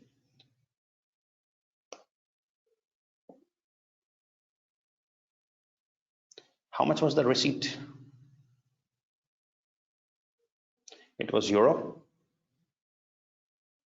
20,000. The receipt was euro 20,000. Okay. So you need to find expected receipts using this lock-in rate. The lock-in rate is 0.865. The lock-in rate is 0.865. So find expected receipts using this lock-in rate. So euro 20,000 is the receipt. You need to find expected receipts using the lock-in rate, and lock-in rate is 0.865. Will you multiply or divide? Now, if you go back to the question, in futures, see futures here. The quotation is euro per dollar. In the above technique, forward exchange contract, this was dollar per euro. But in futures, it's euro per dollar. Dollar is the local currency, that's a denominator. Dollar is the local currency, that's a denominator, so indirect. So you will divide euro 20,000 divided by lock-in rate 0.865. This will make it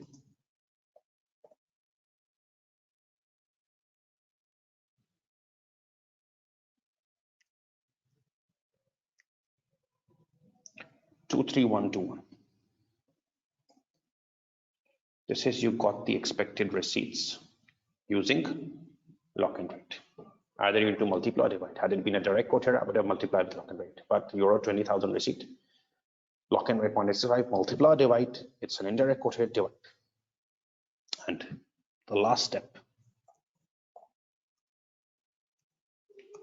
is to find number of contracts. The last step is to find number of contracts.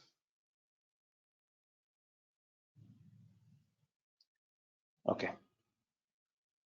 How much you are receiving? 23121. How much you are receiving? $23121. It's in thousands. And what is the contract size of futures? It's $125,000. So you are receiving $23121 and the contract size is $125,000. I'm taking $125 because I worked in thousand. How many contracts? If 23121 is the receipt and the contract size is 125, it's approximately 185 contracts. 184.97, it's approximately 185 contracts.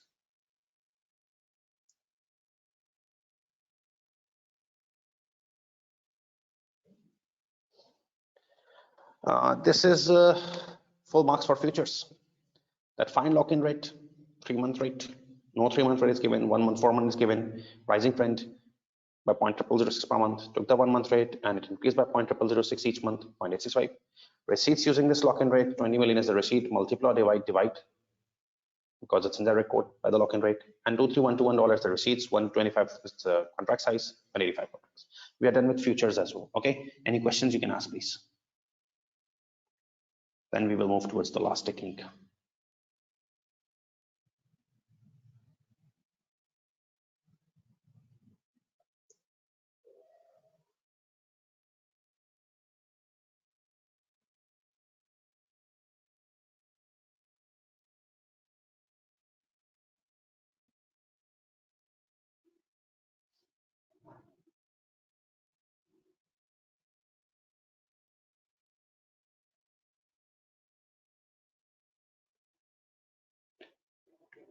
In futures, you have to ignore the material stuff, no unhedged and overhedged, but in options, we will cover that. In futures, you can ignore. Saifur Rahman, Rahim, it's just because the marking scheme says you need to have the contract. So if 23121 is the receipt and 125 is the contract size, you can say, I need 185 contracts.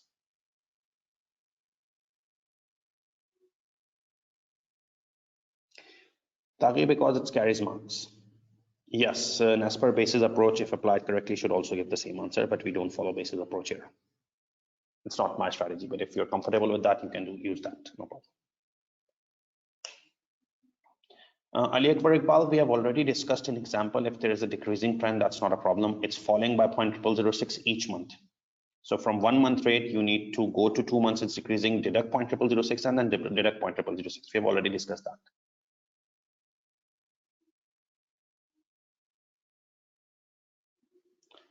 Almir Hassan Ali, examiner's approach is never fixed. You can go in some questions and say he used basis approach. In some questions, you can say use this approach. Both are acceptable. No need to worry about that.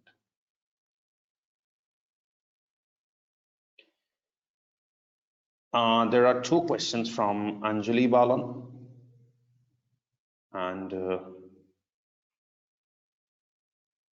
oh, it's the same question, Anjali. If contract size was in euros. If the contract size was in euros, the number of contracts would be very easy.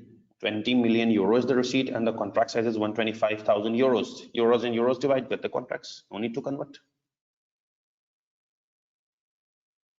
And Asper, thank you for the feedback and you can master it. Just look at my September webinar day 2 as well. You will master it. Kritika, you can use the physical calculator. Yevante, underhedged, overhedged will be discussed in options. In futures, you can ignore. It's immaterial, doesn't carry any marks.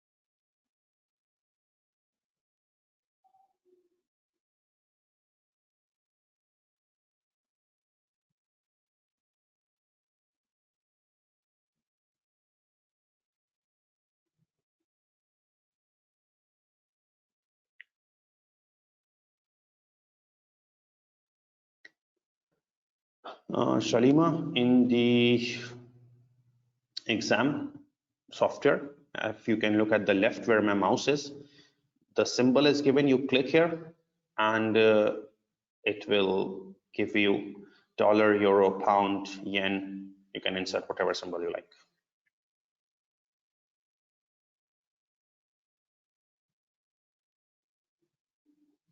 Anita, you can ignore them in futures. We will cover it in options. Taki, I have already answered you. Number of contracts are not calculated or required to be calculated in real world, but in exam they carry marks. Therefore, you have to continue.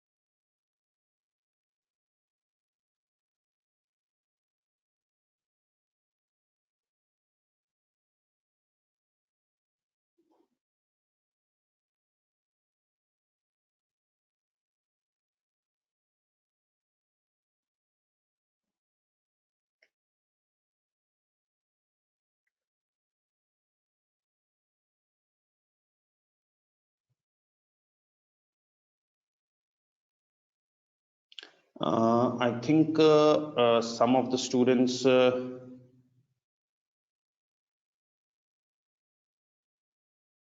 are not properly paying attention to the lecture, because I've answered this question already 3 times, that if the contract size would have been in euros, that would have been very easy.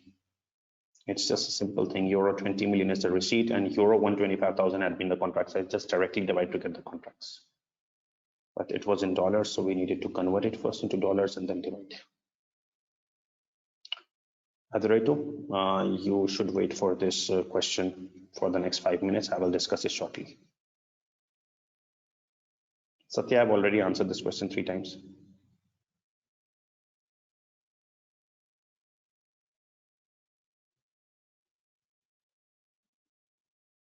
Ambika, interest rate hedging is to be discussed tomorrow. Yeah, gain or loss on futures is in interest rate hedging, not in currency hedging.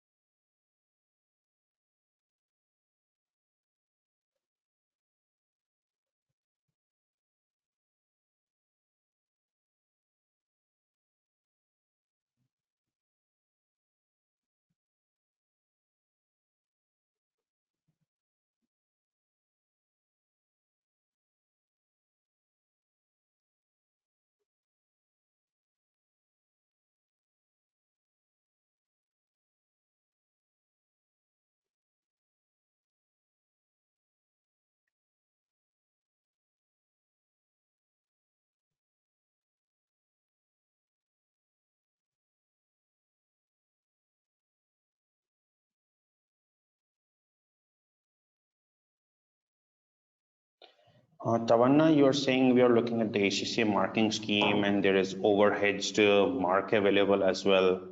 For specifically you, I have opened the solution from futures contract, and you can say that it's 23121 and it's 185 contracts, and it clearly mentions resulting in a very small overheads, therefore not material. Okay, I don't know which scheme you are referring to. Anyways.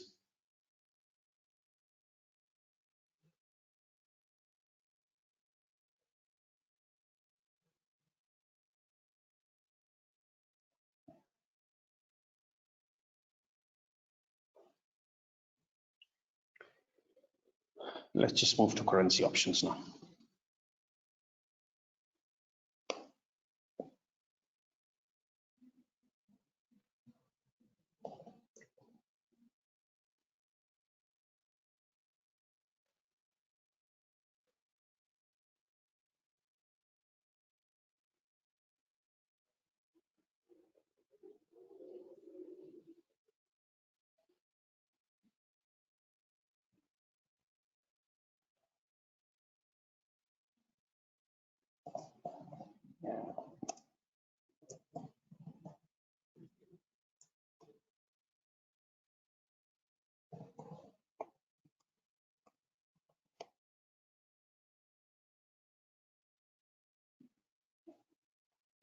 I need you all to pay attention on this specifically, because this is the last technique and the most important one.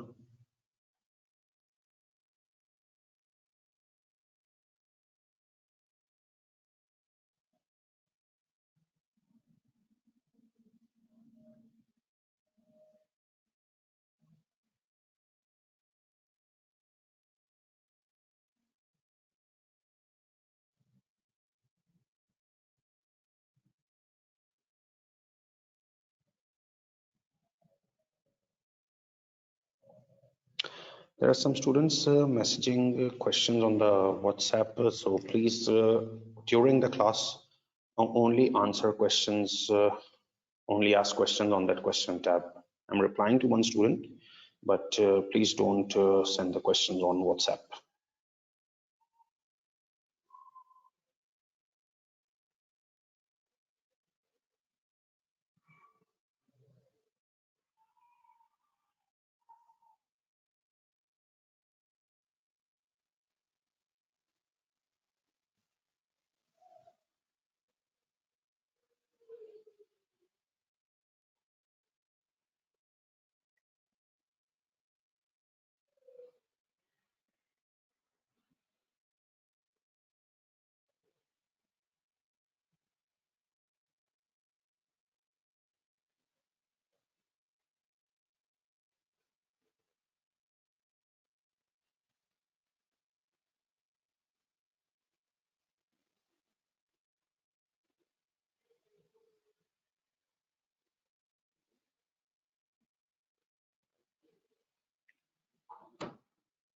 Okay. Now currency options. So firstly, it's a case of receipts or payments. So reply is it's a case of receipts. So you know the formula for total receipts is expected receipts in our currency using exercise price plus unhedged receipts minus premium pay. Okay, I just told you that this is the formula of receipts. It's expected receipts in our currency using exercise price plus unhedged receipts minus premium payment. Okay, we will compute all of these things shortly. Okay, and then we can just recommend them which is the strategy best, because once we solve all three, we will be in a position to address that.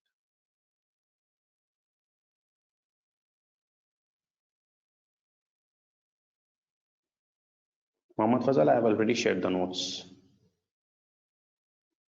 And the Rizwan, I've already answered that it's an examiner requirement. No need to write the formulas. Okay, so we need to compute three things for this. Total receipts is equal to expected receipts plus unhedged minus premium paper. Okay. Now let's start with the first thing, that is expected receipts.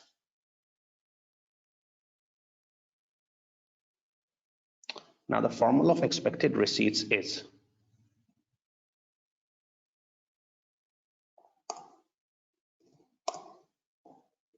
as I told you, number of contracts multiplied by contract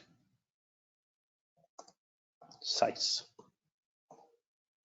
See, I made you write the formulas. The formula for expected receipts is number of contracts into contract size. Okay. And how do you compute the number of contracts? It's expected payment or receipt in foreign currency divided by exercise price over contract size. Okay, so let's just do it.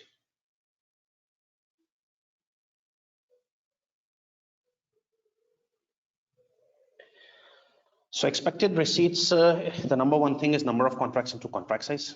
And number of contracts is calculated through a formula, expected receipt or payment in foreign currency over exercise price divided by contract size. Let's start.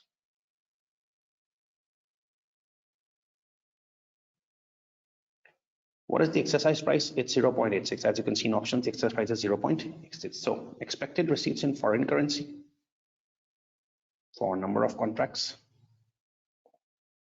It's expected receipt in foreign currency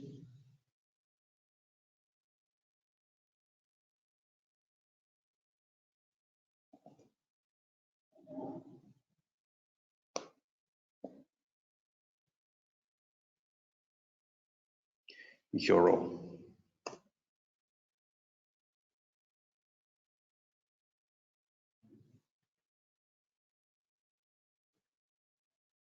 $20,000. divided by exercise price. The exercise price is 0.86.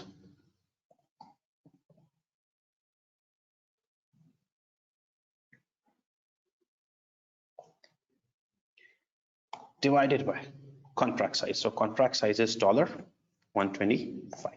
because I'm dealing 1,000. This is for number of contracts. So this gives us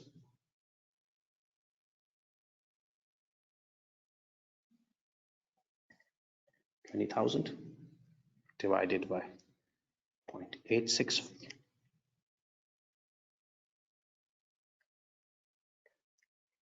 divided by contract size. It's 186.04 contracts.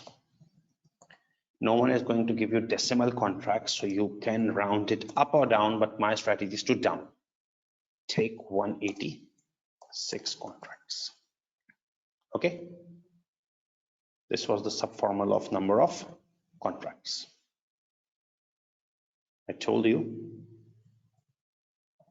number of contracts is computed in this manner.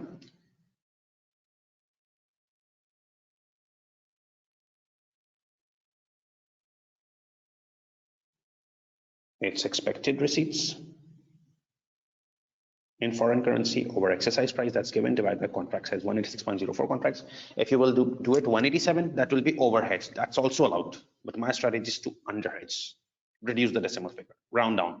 So 186.04 contracts or 186 contracts. This is the number of contracts. Okay. Now you get the expected receipts as follows.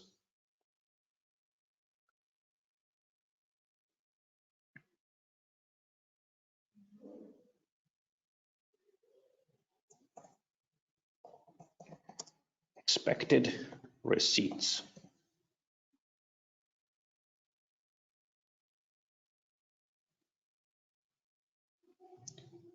It's basically number of contracts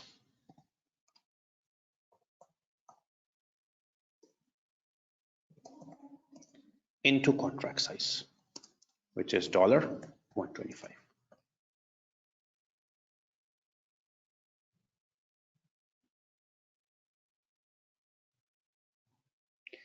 $23250.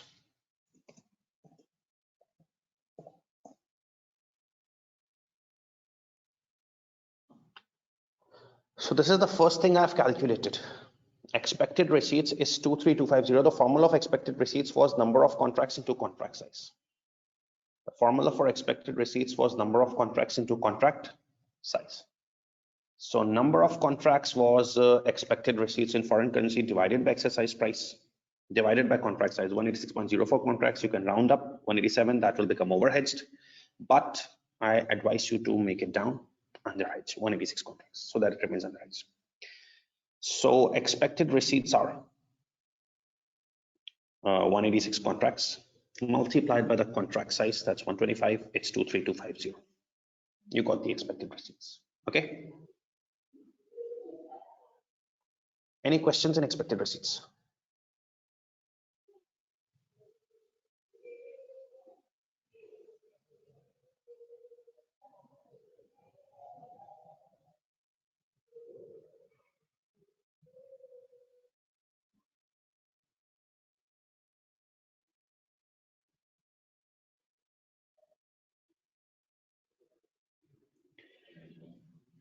Okay. After that, the second thing which we have to do is to find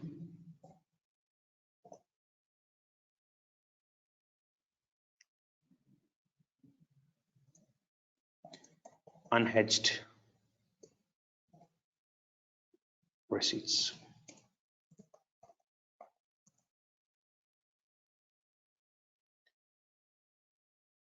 Now remember the formula of unhedged receipts. I told you at the beginning the formula of unhedged receipts. Here it is. Expected receipt in foreign currency minus number of contracts into contract size into exercise price. Okay. So it's expected receipt in foreign currency minus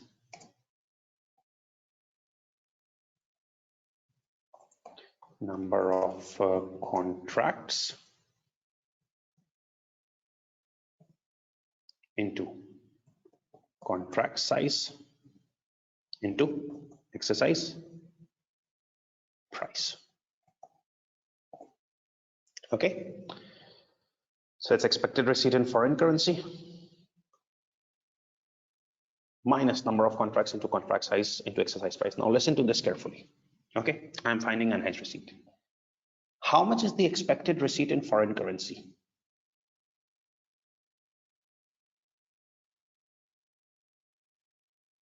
The expected receipt in foreign currency is euro 20,000 minus how many contracts did you take? 185 into what was the contract size? Dollar 125 multiply by what was the exercise price? 0.86, right?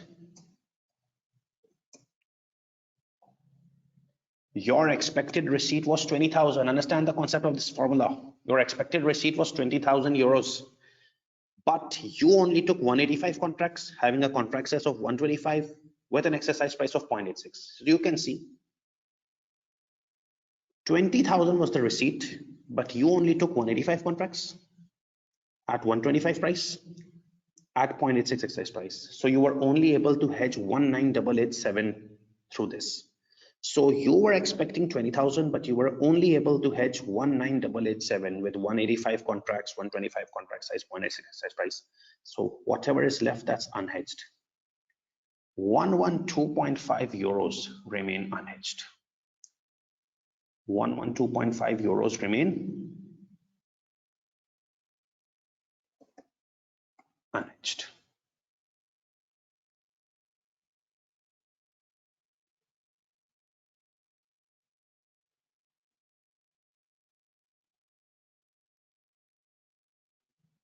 Right? You were receiving 20,000 euros, but you weren't able to hedge those 20,000 euros because you only took 186 contracts. I'm sorry.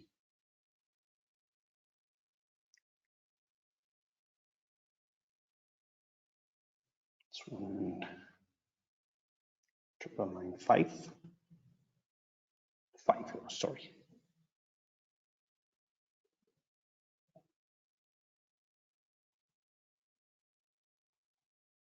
You weren't able to take full 186.04 contracts. You only took 186 contracts at 125 at 0.86.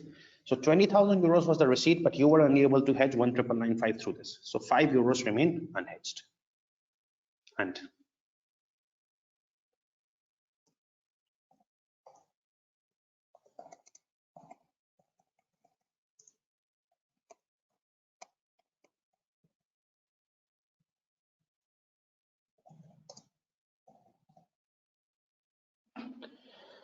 now, no technique is going to hedge this unhedged amount, 5 euros. So there is only one technique, forward exchange contract. You will hedge this 5 euros through forward exchange contract. Okay. So 5 euros through forward exchange contract. 5 euros through forward exchange contract. 5 euros through forward exchange contract. In forward exchange contract, remember you use forward rates.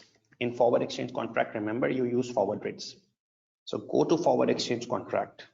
Which forward rates will you use? 3 months, obviously. The payment is after 3 months, so 3-month forward rates. So you will use 3-month forward rate, and it's a receipt. It's a direct quote in forward exchange contract. Remember, it's a direct quote in forward exchange contract. So you need to multiply. And receipt selling rate in direct quote lowers the selling. You need to multiply it at 1.1559.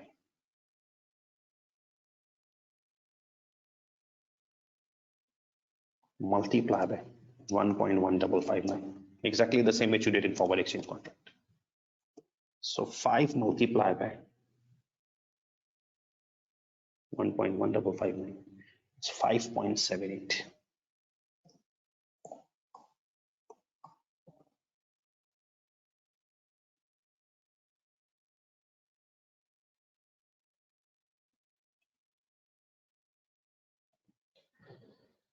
Now, why did we multiply this in option? This was an indirect quote. Yes, in option, it's an indirect quote.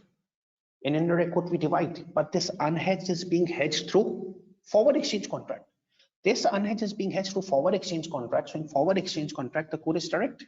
You apply this €5 receipt through forward exchange contract. It's a direct quote. It's multiply. Lower selling, higher buying receipt. Selling rate 1.1559. It makes 5.78. So you have done two things. Expected receipts through the formula. It's 23250. And unhedged through the formula, but it was hedged through forwards. Okay. Any questions up till now?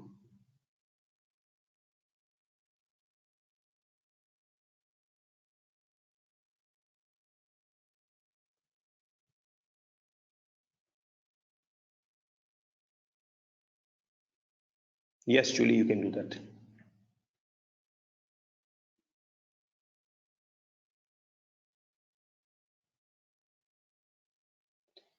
I told Ayuni that whatever is unhedged, because of standardized contract size, no technique hedges this, neither futures, neither options, because they've standardized. So this unhedged petty amount will only be hedged through forward exchange contract.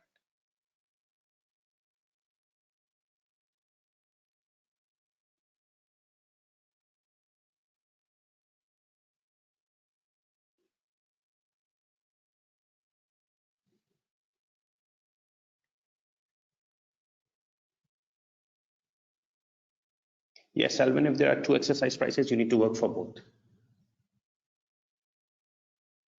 Kritika, I would advise you, you can just wait for 5 minutes. Let me complete the question. This question will be answered.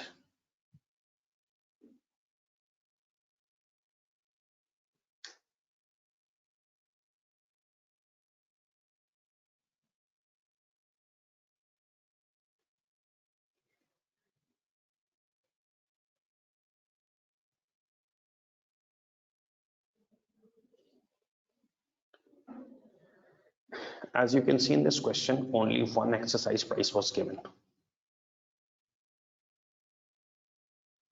0.86. If two are given, you need to work on two. In the September webinar, I did a question where two exercise prices were given. You need to use both. Here is one given, we need to use one.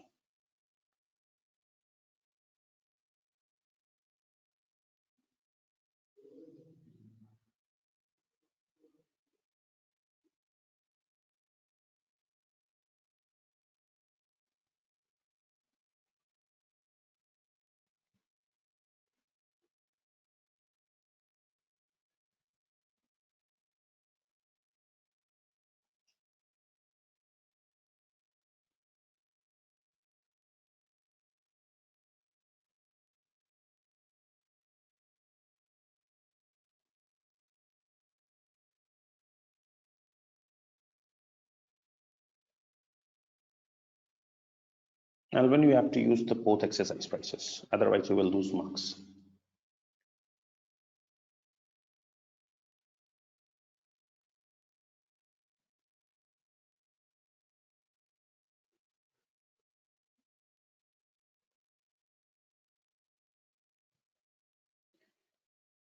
Maureen, when 186 contracts are multiplied by 125, it's dollars, but when it is multiplied by the exercise price, it's converted into euros,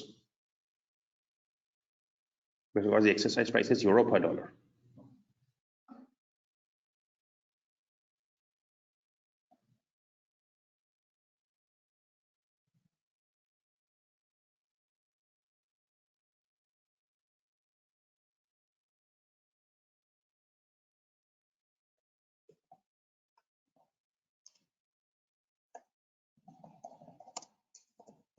Number three thing which we have to find is the premium payable.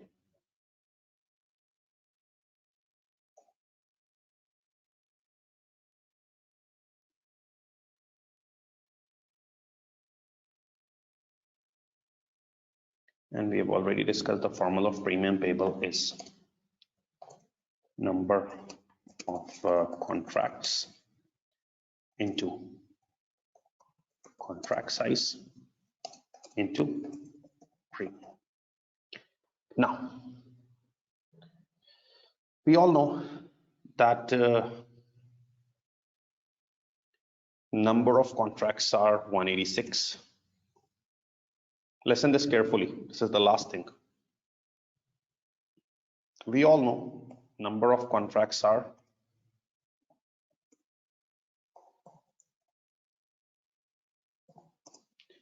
186 into contract size. We all know that contract size is 125. Premium. How to get the premium form? Now listen this thing carefully. This is very, very important. I need you all to stop doing any stuff and pay attention here.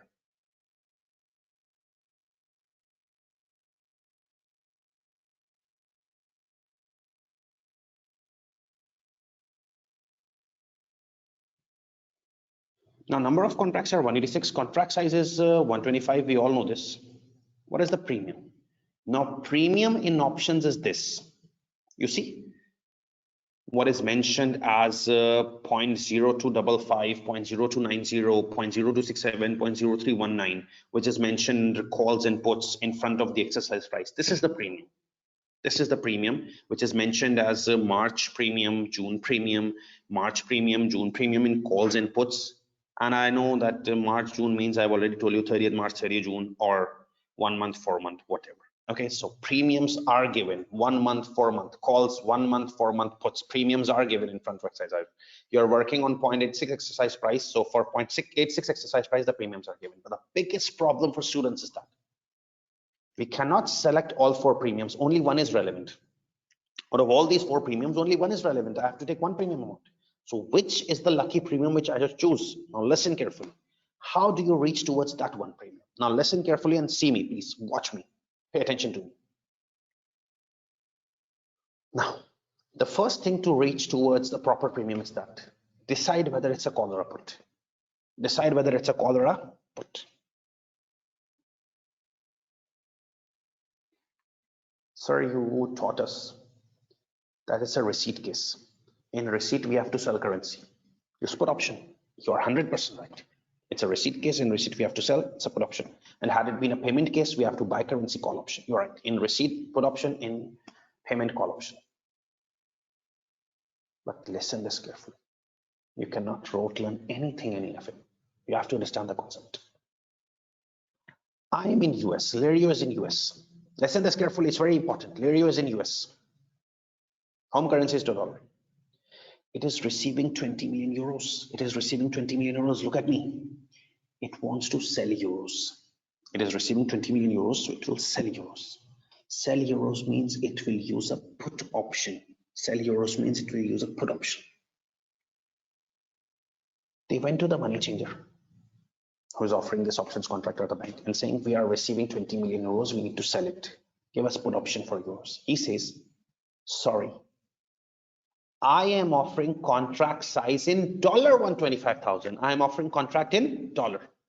I'm not offering contract in euros. I'm offering contract in dollars. So you are receiving 20,000 euros. You need to sell euros in US. Take a put option for euros. But the money changer or bank isn't offering contract in euros. They're offering in dollars. So see in US, selling euros means not returning empty-handed. Selling euros means taking dollars, and taking dollars means buying dollars. If he is giving contract size in euros, you need to sell 20,000 euros, take put option. But since the contract size is in dollars, selling euros means buying or taking dollars.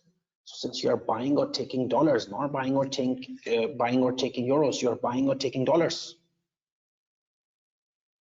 Buying dollars means you will take call option for dollars in this question. Now this just breaks all the previous things that student was thinking that I can rote learn in receipt always put option, in payment always call option. Wrong. It is right in 90% scenarios that in receipt you sell put option, in payment you buy call option, but it entirely depends on the contract size. Many students were asking question in advance. I am repeating them again. Had this contract size been euro 125,000, the money changer was offering contract in euros. I'm receiving 20,000 euros. I need to sell euros, and sell euros means I need to take put option for euros. I would have taken put option in this receipt case. The money changer is offering contract in dollars. Selling euros means taking dollars, buying dollars. I won't return empty-handed. Sell euros, take dollars. Since I'm taking or buying dollars, he's offering contract in dollars. I'm taking dollars, call option. Similarly, don't rote learn that in payment we will always take call option. Let's suppose I'm in Pakistan. Please pay attention. This is a very important concept. I'm in Pakistan. My local currency is Pak rupees. I need to pay someone $1,000. If I need to pay someone $1,000, I need to buy dollars. And buying means I will take call option for dollars. I go to the money changer. He's offering me contract in dollars. I need to pay $1,000. I need to buy dollars. He's offering contract in dollars. I will take call option because buying dollars. But let's suppose I have to pay $1,000 to someone. I need to buy dollars. I go to the money changer. He says, sorry, we are offering contract in PKR. So I won't say, okay, sorry.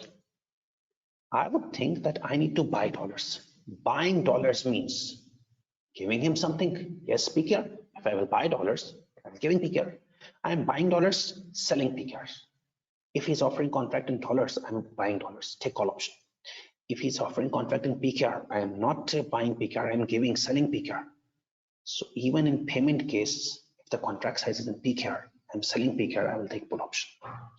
Here I'm receiving 20 million euros. So you are absolutely right. That 20 million euros receipt, we need to sell dollars, we are receiving 20 million euros receipt. We will sell euros, take put option for euros, but the contract is not in euros. Else I would have sold euros, took put option. The contract size is in dollars. So I'm receiving euros, I'm selling euros means put option, but the contract is in dollars. So I'm selling euros, taking dollars. I'm taking dollars, selling euros. If the contract is in euros, take put option. If the contract is in dollars, I'm taking dollars, take call option. So you will take call option, both put options get exited. I will take call option. Now call option has two premiums, 1 month, 4 month. I am receiving money in 3 months. So 1 month would get over. No lock-in rate here, that's only in futures. 1 month, 4 month call premiums are given.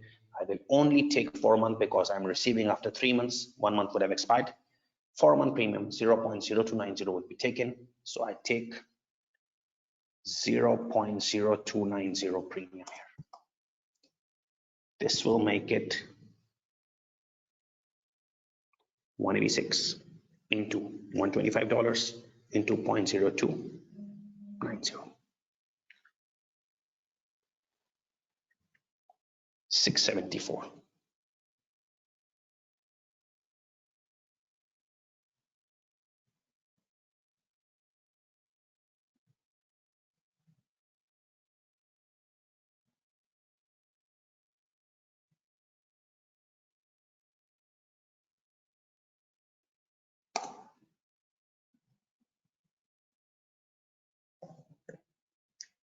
$674.25.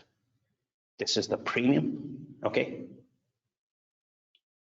And this premium has to be paid immediately. So this premium 674.25 euros has to be paid immediately. Immediately means how will you convert this?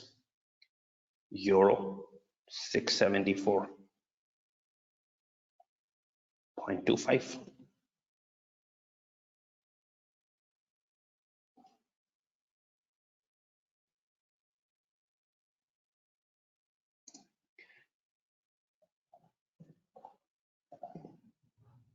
This premium has to be paid immediately.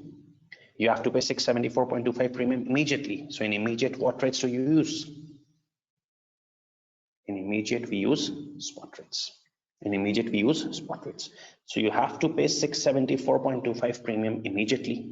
Use spot rates. The spot rates have a direct quote, dollar per euro.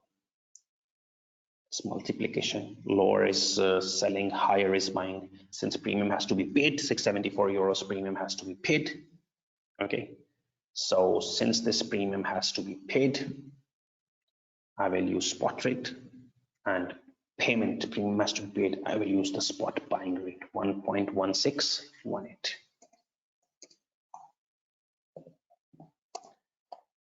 This makes it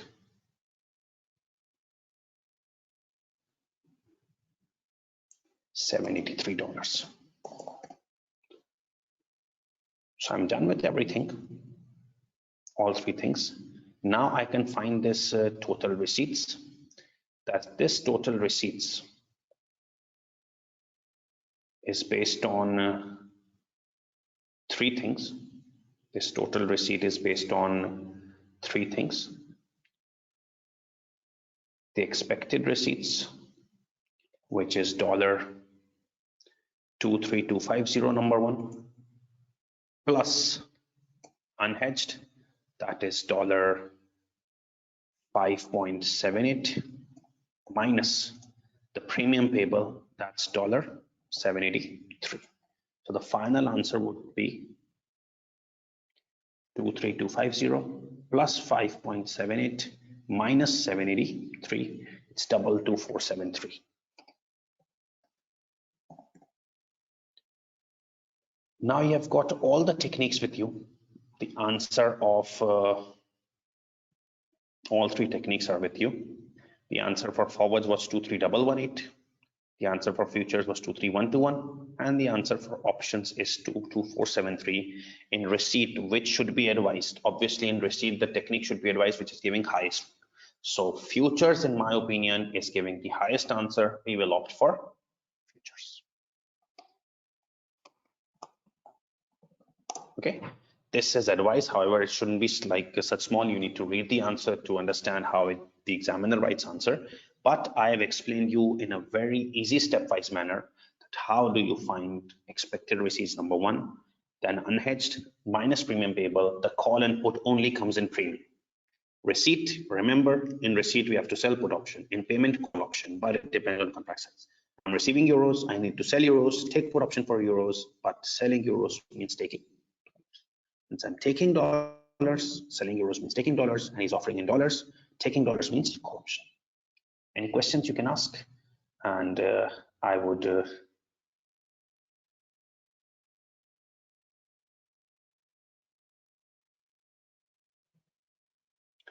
advise you all that once you are willing to adopt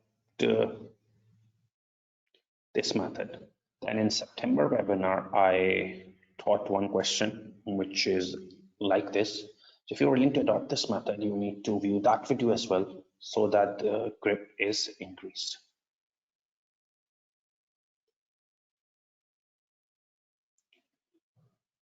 Ambika, we used the 4-month rate because 1 month period would have expired. My payment or receipt was in 3 months, so I will be needing a 3-month rate. So 1 month and 4 month, and year one is 4 month. Jasmine, it's just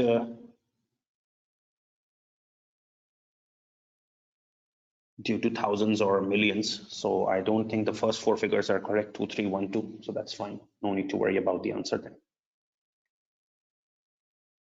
Balaj, I've told that there's no need to write the formulas. Musa, you can use any two which is falling in the middle of your desired one. Yes, are unique, perfect.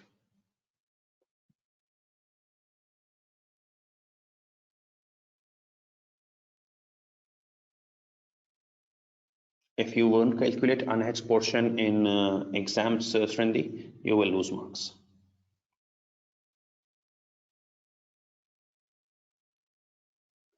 Okay, Balaj, for you, we are repeating this, that since we are receiving 20 million euros, so in receipt we take put option.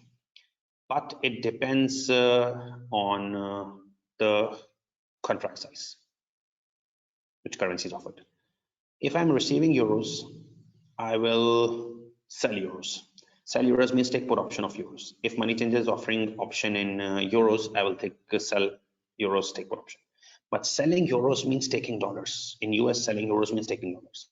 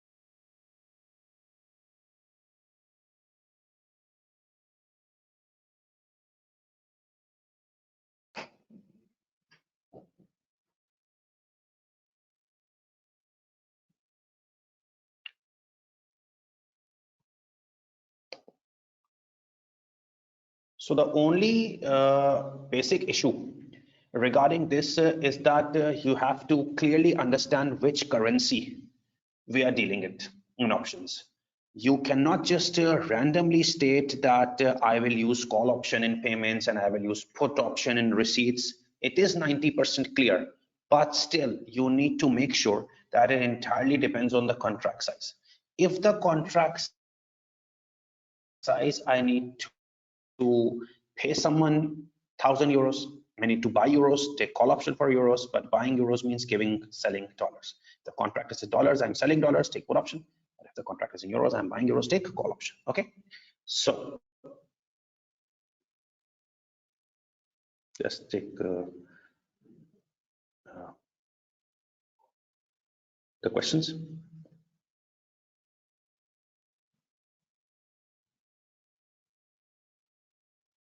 Satya, if there are 3 exercise prices, you have to solve all and then decide which one is the best one.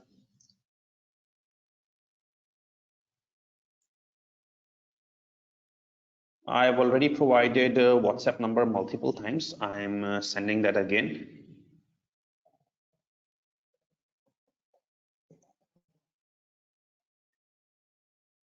So this is the end of our today's session. If you have any questions, you can ask. And again, before leaving, would be grateful if you people give your feedbacks so that this helps us to improve the experience. Thank you. These are very easy methods, and I would strongly advise you to watch the September video of day 2 as well, so that you get a crystal clear grip on this. I'm waiting for the feedback, please, and request to all you, please give the feedback and then go.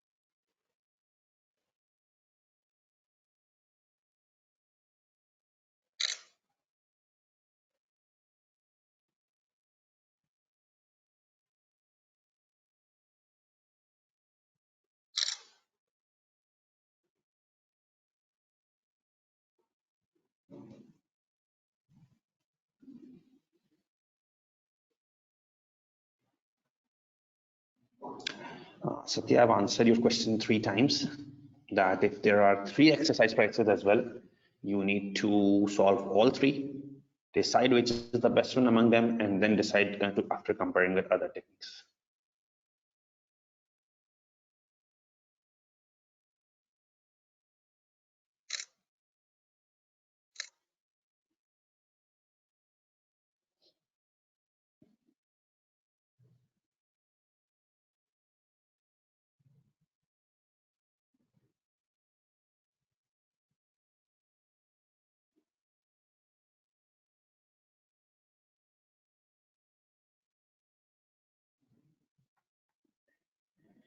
Waiting for the feedbacks, please.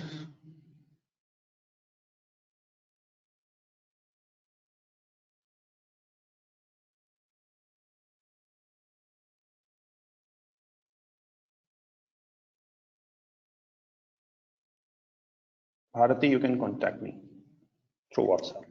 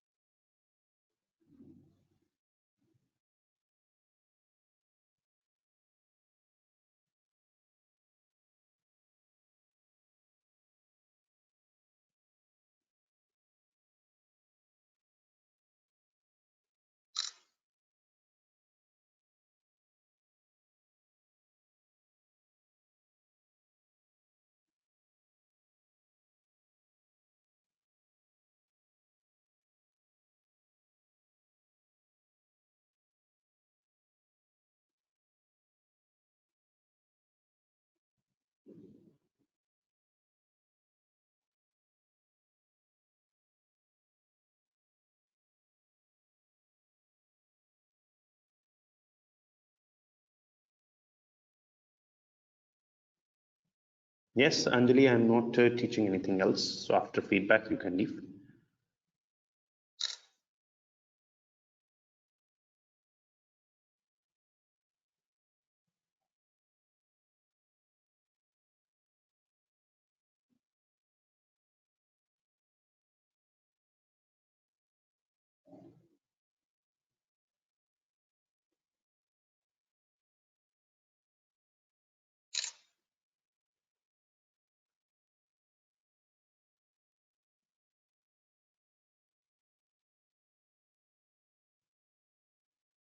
Ambika, after 35 minutes, you will be added. Don't worry.